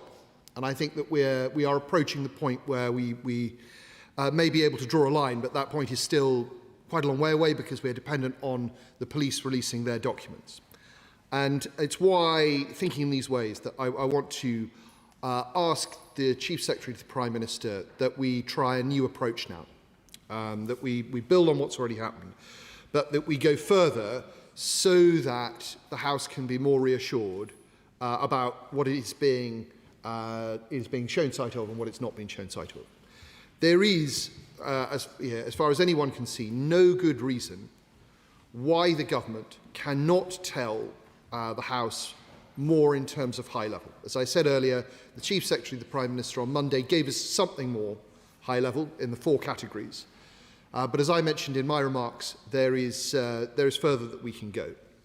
I also believe that there is no good reason why the information that has been given to the police cannot be given to the ISC. And the government could unilaterally decide to do that, doesn't need to ask anyone's permission, as has been raised by my right honourable friend who used to be the chair of the committee, my right honourable friend who is not in his place, who is a current member of the committee, and my other right honourable friend, still is a committee. This House has complete trust, the ISC. It entrusts it with the most confidential material that the state has on offer, strap-level material. And so I don't think anyone here would believe that sharing the material given to the police with the ISC would in any way run the risk of prejudicing a trial.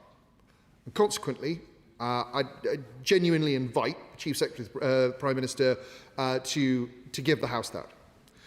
I also think all of us, even those who are not members of the ISC, should be entitled to know a bit more.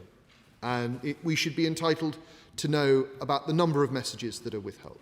We should be given a degree of detail because there is no reason why that would prejudice an investigation or a trial. And I'll just go through a few points and then I'll sit down, Madam Deputy Speaker, and let the Chief Secretary respond.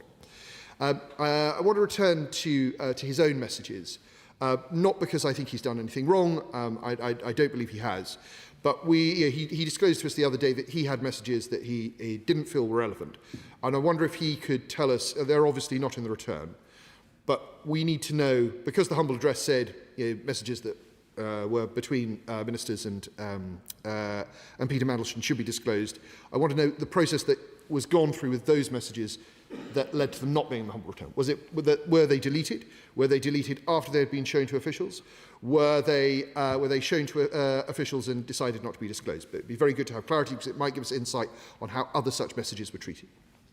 Second, on the question of Morgan McSweeney's messages, which we know still existed in April this year when he talked to the Foreign Affairs Select Committee about them and said that they would that they were already in the position of the government because of the inquiry that Wormald had done in September last year. Can he confirm that the process discovered those messages and that consequently that Morgan McSweeney was telling the truth to committee? Do those messages exist? I don't think it prejudices an investigation or a trial to know that those messages exist. Similarly, with Morgan McSweeney's messages, with the Prime Minister's messages, with the Chancellor of the Exchequer's messages, and so on, we deserve to know how many messages to whom are being withheld. There is nothing in that data that would prejudice an investigation or prejudice a trial. And I know that that's what we care about. I know that's what he cares about. And I think if the government were to cooperate in that way, it would show a willing and a transparency that we have not previously had. On the related to this is the issue that I raised that was raised by several other members from the backbench about other forms of electronic communication, particularly pictures, videos, voice recordings and attachments, none of which have made their way into the humble address returns. It seems very unlikely that all of them have been retained by the police, particularly when the messages they're related to are in the humble address return. And it feels like this is something that has slipped through the net. Can he tell us a bit more about that? And lastly, to return to the point the Chair of the Foreign Affairs Select Committee made and my right honourable friends behind me made. During the course of this debate, I believe we have ascertained that the ISC did not see the mitigations. The Chair of the Foreign Affairs Select Committee has not been able to detect any mitigations. I think we deserve to know whether there were any mitigations. Even if we can't be told what they were, even if we're effectively being told that they're being retained by the police, there is no good reason why we should not be told whether they exist or not. There is nothing in that information that would prejudice an investigation or prejudice a trial. It is time for the government to just take us to the next level of transparency. I very much hope that that is what the Chief Secretary to the Prime Minister wants to do, because ultimately all of this will come out in due course. And if it does, and it turns out that the government was unnecessarily withholding information, the scandal will continue again and again, and it will infect more and more people. It doesn't need to do that. Let's clear this up now. Thank you, Madam Deputy Speaker. Secretary to Prime Minister Darren Jones. Thank you, Madam Deputy Speaker. Can I thank members from across the House for their contributions this afternoon and share in the condolences expressed by the Shadow Chancellor of the Duchy of Lancaster on the news of Sir Alex Younger, the former Director General of MI6, who we have learnt during this debate has passed. As I've said to the House before, whilst it is right for members to discuss process and how the government has responded to the humble address, we must not neglect to remember the women and girls who are at the very heart of this matter. Their suffering cannot be forgotten in this pursuit for justice, a pursuit that has been denied to them for too long. On that point, can I start by particularly paying thanks to my honourable friend, the member for Pontypridd, for her powerful speech this afternoon, and take the opportunity to thank her for the work she carried out so diligently as part of this government as the Minister for Victims. The accounts that she has shared with this House this afternoon from victims like Lisa are harrowing and should remind us of the anger and suffering they rightly continue to feel each time we have had one of these debates. But my honourable friend's speech has made me think, Madam Deputy Speaker, that just reading the words on this page alone feels insufficient in the context of the cultural challenges that she raised. And I think with your permission, I'd like to just take a moment to take that opportunity to ask myself questions about my relationship with Peter Mandelson. Did I consciously ignore the stories that followed Peter Mandelson? Indeed, know about many of them from many, many years ago. I don't think that I did. Did I ever ignore warnings that were put to me about Peter Mandelson? I didn't receive any to do so. But as I reflect on my honourable friend's speech, it made me think, did I, at best, subconsciously treat Peter Mandelson differently because I believed him to have influence and power within the Labour Party? And I think the answer to that question is yes, I did. Have I benefited from that relationship in the time I've been an elected politician? I think in part the answer to that question is yes, I did. And for that I'd like to apologise to the House, to the victims, to Lisa, and commit to then doing something about it. And in the first instance, can I say that I hear my honourable friend's request for a meeting with the victims of Jeffrey Epstein. I know that there is a request with number 10 for the Prime Minister to do so, but if she thinks it's appropriate, I make myself available for that meeting to discuss the issues that she has raised. And can I also just say, Madam Deputy Speaker, that I know my honourable friend will continue to be a strong advocate from the backbenches for the action this government is taking to halve violence against women and girls, as well as to pursue the duty of candour on which I know she works so hard. And I look forward to continuing my work with her on these important issues. Briefly, yes. The Minister has shown once again what a decent man he is, and he is doing a very difficult job in defence of somebody who knew a lot more than he did. He was not Chief of Staff at the time that the Mandelson appointment was being carried out. And on page 8 of the first bundle, we have the note from the Private Secretary to the Prime Minister, which says, we have sought a due diligence review, and your Chief of Staff, Morgan McSweeney at the time, has discussed Peter's relationship with Jeffrey Epstein, which we will go through with you, but your Director of Communications is satisfied with his responses to questions about contact. Yet we also know from earlier in the bundle that the Prime Minister specifically knew that Mandelson had stayed in Epstein's flat while Epstein was in jail for abuse of an underage girl. So the Prime Minister knew all that at the time. And then, what is the purpose of having a box at the end of this marked for the Prime Minister's comments on the alternatives he's being given, when, in fact, as we now know, clearly explained by the Paymaster General, there has been no redaction, the Prime Minister did not comment. Why did the Prime Minister withhold any remarks on this highly contentious matter, and where did he comment, and where did he give his decision? Because he certainly didn't do it in the place that he was supposed to do it.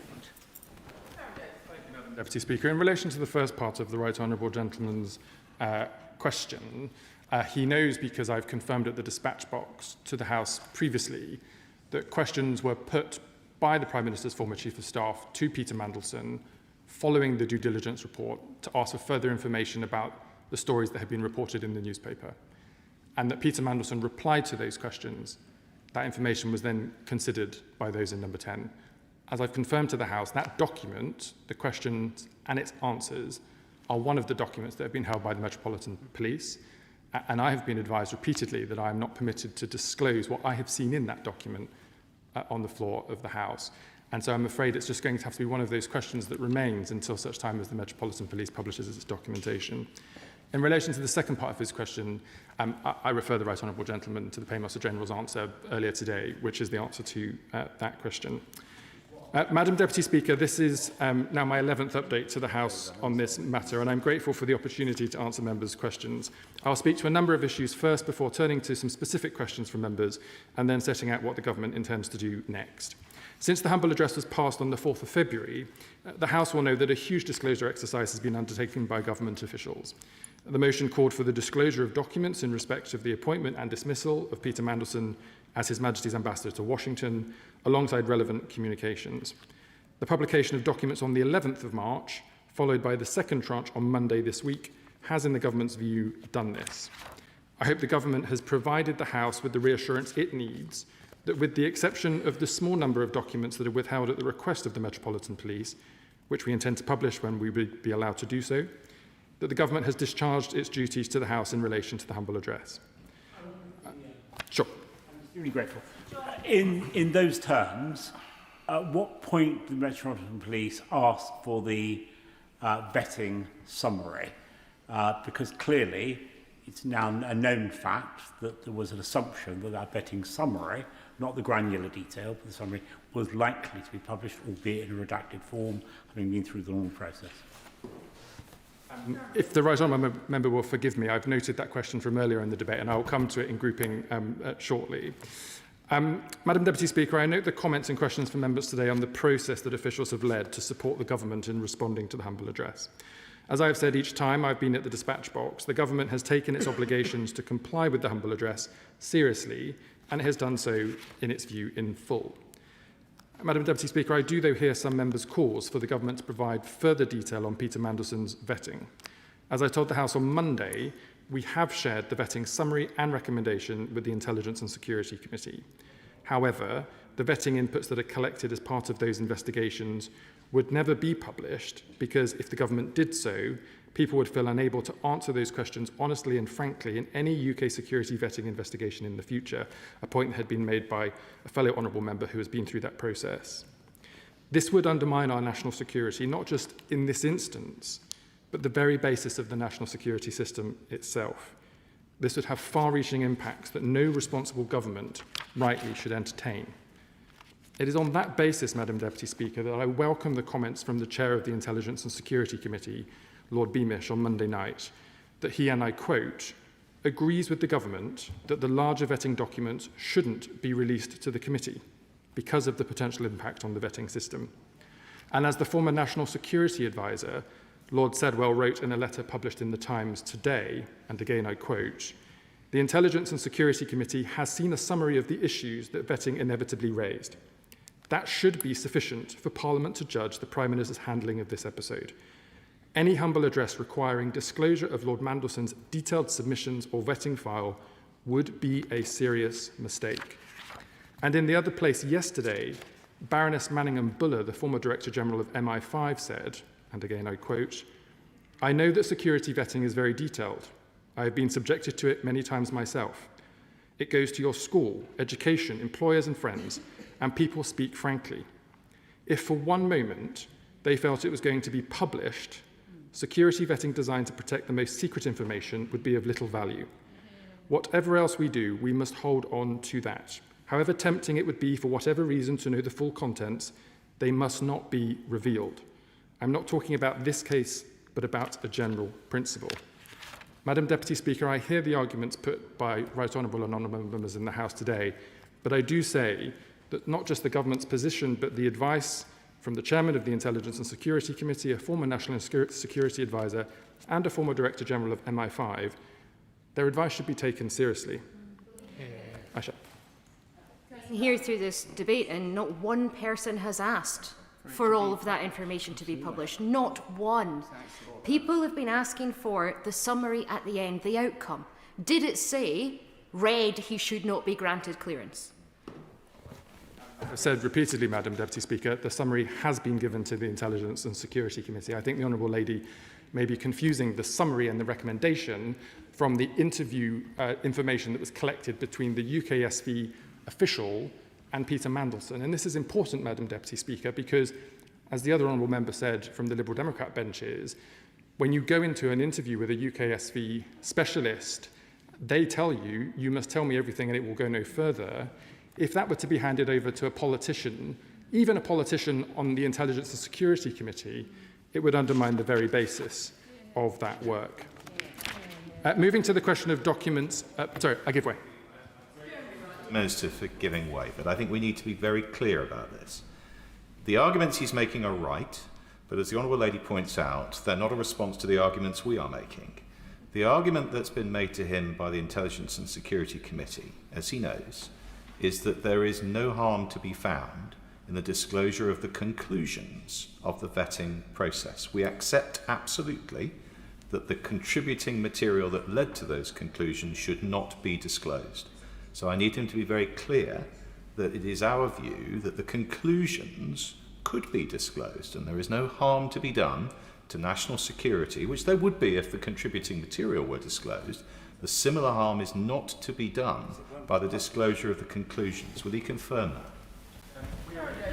Madam Deputy Speaker, and again it's important to distinguish between the notes and information collected in the interview process, which some members have called to be given to the Intelligence and Security Committee, and the interviewer's recommendation and summary and conclusions, which, as I say, the government has already given to the Intelligence and Security Committee. The fact that documents that have gone through the ISC have not appeared in the bundles of this week must be in relation to the fact that categories of information given to the Metropolitan Police are relevant to this question.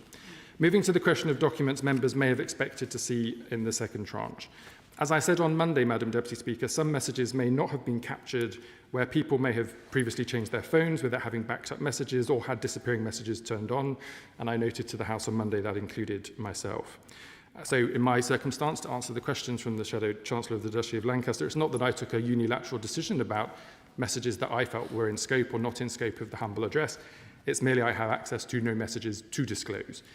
And that's an important distinction because the disclosure process that took place involved the Cabinet Office writing to every department in government, to Permanent Secretary and Principal Private Secretary level for all relevant ministers and special advisors and officials, to set out the guidance on which the disclosure process should take place.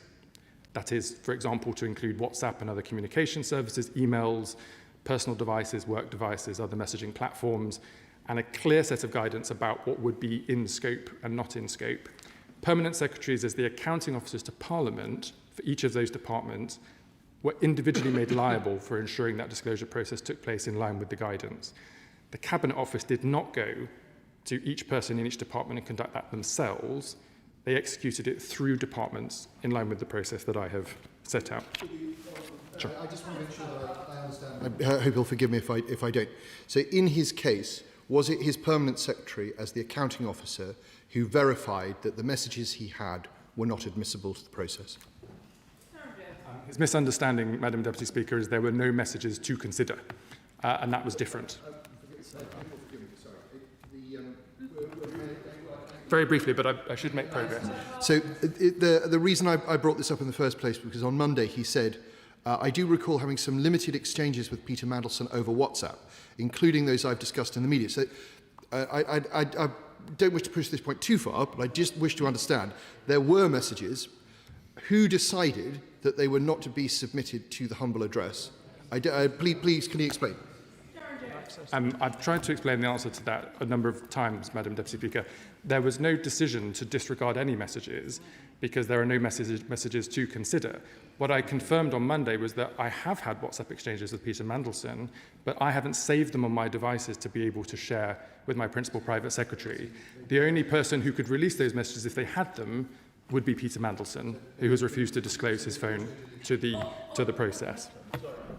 Mr Burkhardt, please can we observe the courtesies of the House and make sure the debate continues in an orderly fashion? Darren Jones. Thank you, Madam Deputy Speaker. And as an extension of that question, the Shadow Chancellor of the Duchy of Lancaster asked me to comment on how this relates to Morgan McSweeney's messages. I'm afraid I didn't conduct that conversation or investigation, and so I can't answer the specifics of that question. Madam Deputy Speaker, I'll now turn to some of the specific questions raised by members during the debate, which I have grouped in a way which I hope is satisfactory to the House.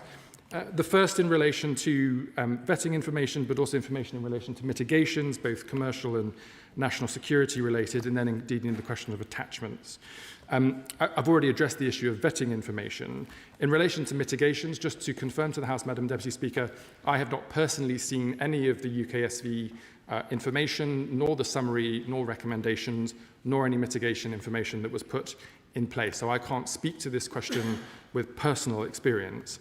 But what I can note is my comments from Monday that the Metropolitan Police have permitted us to confirm that categories of documents that they are holding include vetting information and conflicts of interest process material. And that, unfortunately, is all I'm able to say on the matter.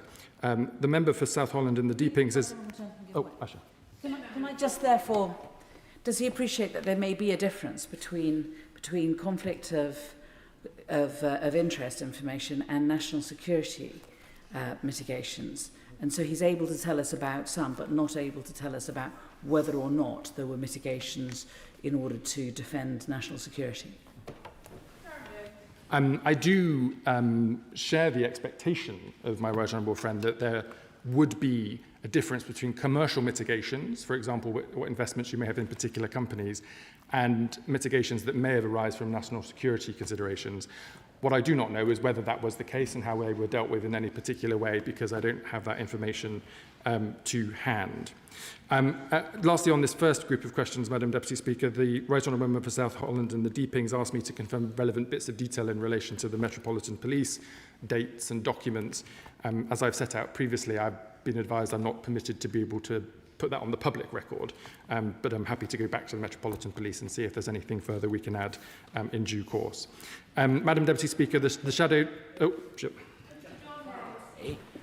When the Metropolitan Police have concluded the investigation, all of that material will return to the ISC, and the government will then presumably want to publish the information, albeit in an appropriately redacted form. Again, I don't know, Madam Deputy Speaker, which documents the Metropolitan Police have, and so I can't speak to them in a particular fashion, but I share the sentiment of the Right Honourable Gentleman's point.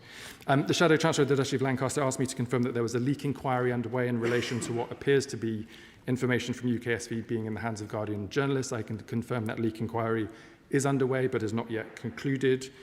Questions were put to me in relation to questions of judgment and due diligence. I've already answered the point about the follow-up questions to the due diligence report, and can only reiterate the words of the Prime Minister to the Liberal Democrat spokesperson that he regrets the appointment and has apologised for it. The Deputy Chair of the Intelligence and Security Committee made what I thought was a very helpful contribution around thinking about codifying the precedent on which the government relies when making redactions in the future, and I can commit to taking that away and taking advice, not least in respect of what that might mean in terms of House business and government business, but I will do so. And my honourable friend, the member for Putney, I thought made some interesting points around how humble addresses may be used in the future, given that the House seems to have decided to want to use them more often than has been the case in the past. I was then asked by my honourable friend, the member for Liverpool West Derby, to confirm the government's continued commitment to the duty of candour legislation, which I can confirm. There have been, as he will know, discussions with families and others about refining some of the final points in that legislation. And the Honourable Lady for Aberdeen North asked me about freedom of information requests. I commit to taking that away and asking officials to try to respond as promptly as possible. Madam Deputy Speaker, the Prime Minister has set out previously that there are clearly significant lessons to be learned from the issues that arose from Peter Mandelson's appointment. So whilst the government considers that it has now duly discharged its obligations in respect of the humble address, it will nonetheless continue work on a number of important areas. including our commitment to bring forward legislation to ensure that peerages can be removed from disgraced peers, noting that Peter Mandelson has already been removed from the list of Privy Councillors. Changing the process for direct ministerial appointments so that due diligence and national security vetting must take place prior to announcement. Aisha? I was expecting and hoping that he would come on to Morgan McSweeney's messages, which was asked by the opposition front bench, and be really clear about where those messages are and if they exist. If they are in the category of things that are with the Metropolitan Police, for example, can he commit to going to the police and asking if he can tell us that those messages exist? I say politely to the Honourable Lady, I've already answered all of those questions. The Government will continue its review with Sir Adrian Fulford to look at recommendations on the lessons of the national security vetting system from the Peter Mandelson case. We're ordering an examination of any security concerns raised during Peter Mandelson's tenure as ambassador, which the Government Security Group in the Cabinet Office is now taking forward. We're commissioning an independent review of how non-corporate communications channels are used in government, including WhatsApp. And in addition, the Cabinet Secretary has written to all heads of department to clarify the rules on record keeping and ensure they're being properly applied across government. The Government has also noted the Intelligence and Security Committee's comments on the management of sensitive information, concerns with which I share and have expressed that concern at the dispatch box. And the Government's committed to raising information security standards and will take further action on this issue. As I've committed to previously, Madam Deputy Speaker, I will return to the House to update on the progress of this work in due course. But on the basis of my statement today and on Monday this week, the Government now considers that it has duly discharged its obligations in respect of the humble address. I thank the Intelligence and Security Committee, the Public Administration Committee, the Foreign Affairs Committee and Right Honourable and Honourable Members for their work on this matter and for their contributions to the debate today. The question is that this House has considered the Government's response to the House's humble address of the 4th of February 2026. As many as are of that opinion say aye. Aye. Of the contrary, no. I think the ayes have it. The ayes have it.